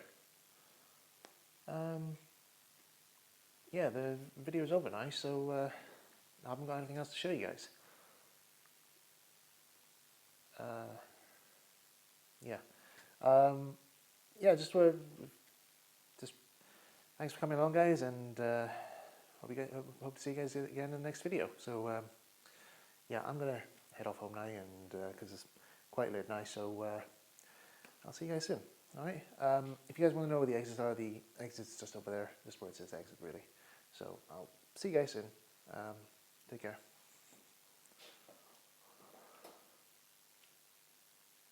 Oh, of course, now I remember. Sorry, I'm so sorry, I completely forgot here. This is so not like me. You guys are still here for the special announcement. Of course, I am so sorry. I'm so sorry. With all this with all the stuff and all I've been doing there for this last 3 hours, yeah, I completely forgot about it. So, yes, there's a very special announcement here for you guys, and it's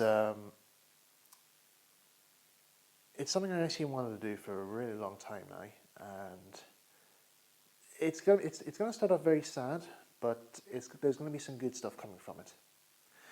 Now, as you guys know, I've been modelling Ffarquhar for 10 years, with my first layout being built in 2007, and this was then extended to have a Sheds layout, and for a while it even had the Ffarquhar Quarry Company, but sadly that got dismantled back in 2010. So that just left me with the Sheds and the station layout. So I still have those layouts in storage, so they're currently in storage right now, but they're going to be moved into the new workshop, and well, to be honest, I haven't really got much use. I really don't have any idea of what to do with them, really, because even though this workshop is quite bigger than my old one, but it's not big. It's not just big enough for these two layouts. So I think after 10 years of providing me with a good setting to practice my model making on them, and a way of getting me back into the hobby, I think probably now is the time to retire those two layouts.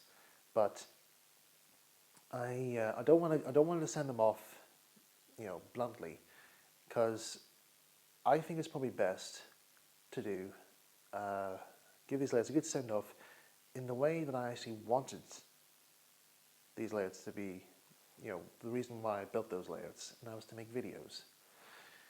See, because some of you guys might have forgotten, some people may have remembered this or not, but years ago, 10 years ago, I used to make videos for Casey Junior's channel, and I used my model railway layout. So our first video was Percy Gets Lost, and the second one was meant to be a two-parter video, but we didn't have time to make the second part. So QE Who Part 1 was the first time Ffarquhar was ever shown completed. So that was my first ever model of Ffarquhar, and I built it specially for making videos of Thomas's branch line and so forth, because I wanted to do adaptations of branch line engines, more about Thomas Tank Engine and so forth. So I thought it might be best to send these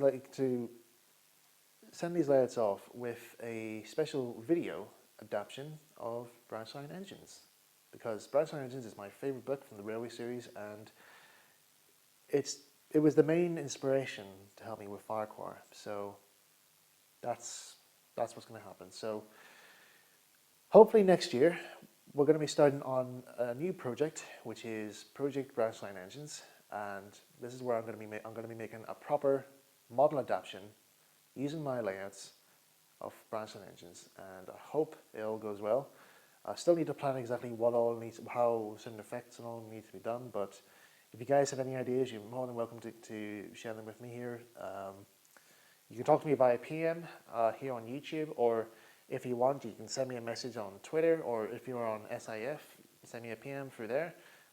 Any ideas you guys think of that might be good for the video, or any effects that might be of great interest to me, so you can do that. But that's not all, because once I finished filming that layout, and I said once the filming is done, the layouts are going to be dismantled. They're going to be broken up and dismantled, but I'm going to be saving some items of the layout, because, as I said, I might make one more Ffarquhar layout, but this one's going to be for more private use, for going to take the clubs and so forth. But it's I don't want to go into too much details of what it is, but some of you guys might know what it's going to be. But I'm going to salvage mostly some tracks and maybe a few buildings here and there. But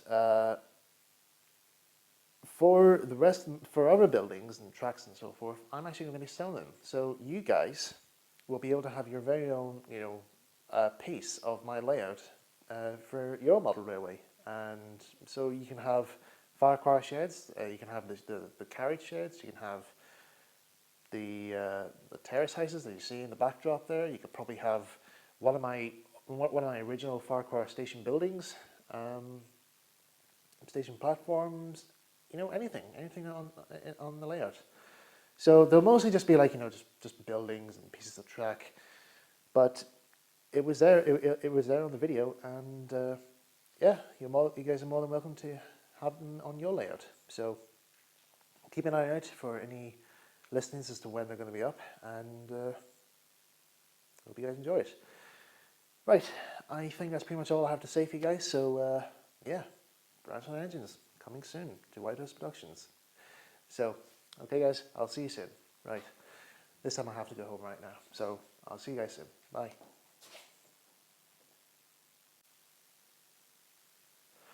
Oh, and by the way, in case you guys are still wondering, yes, the answer is yes. For those who don't know exactly, go back to the Q&A video and all will be explained. But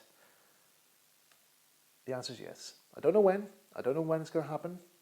I don't know how I'm going to be going about it, but it's going to happen. But don't expect anything yet. Don't have to ask me any questions about it. The time will come. I'll let you guys know. But the answer is yes. It's going to happen. Alright guys, thanks very much for coming along, and thank you so much for a happy 10 years. Here's to 10 more. Take care. Bye-bye.